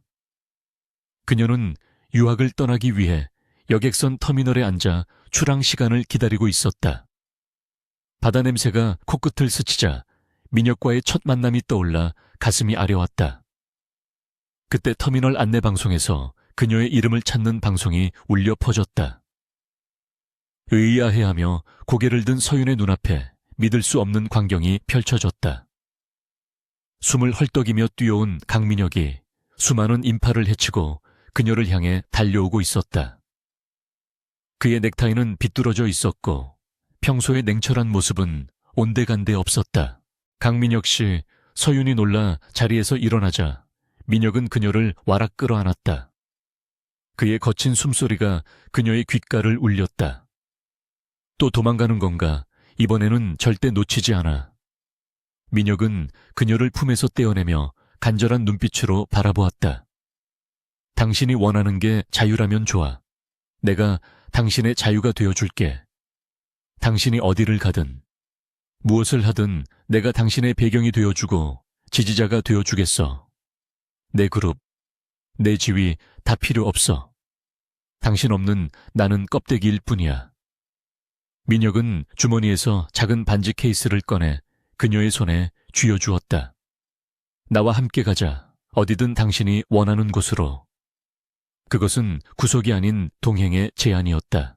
서윤은 민혁의 진심 어린 고백에 눈물을 흘리며 고개를 끄덕였다.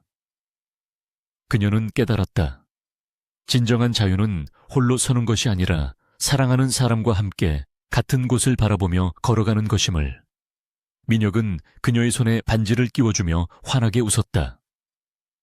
두 사람은 서로를 마주보며 웃음을 터뜨렸고 터미널의 사람들은 그 아름다운 연인을 향해 박수를 보냈다. 멀리서 백고동 소리가 울려 퍼졌지만 이번에는 이별의 소리가 아닌 축복의 팡파르처럼 들렸다. 그들은 손을 맞잡고 배에 올랐다. 이번 여행은 도피가 아니라 두 사람이 함께 만들어갈 새로운 인생의 첫 항해였다. 갑판 위에 선 두 사람은 시원한 바닷바람을 맞으며 멀어지는 육지를 바라보았다. 민혁이 서윤의 어깨를 감싸 안으며 물었다. 이제 어디로 갈까? 서윤은 민혁의 품에 기대어 넓은 바다를 가리켰다. 어디든 상관없어요. 당신과 함께라면 그곳이 바로 천국일 테니까요. 민혁은 서윤의 이마에 입을 맞추며 사랑을 맹세했다.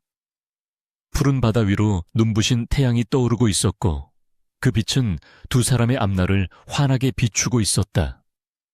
폭풍우 치던 밤, 우연히 시작된 그들의 운명적인 사랑은 험난한 파도를 넘어 마침내 평온하고 아름다운 항구에 닻을 내렸다.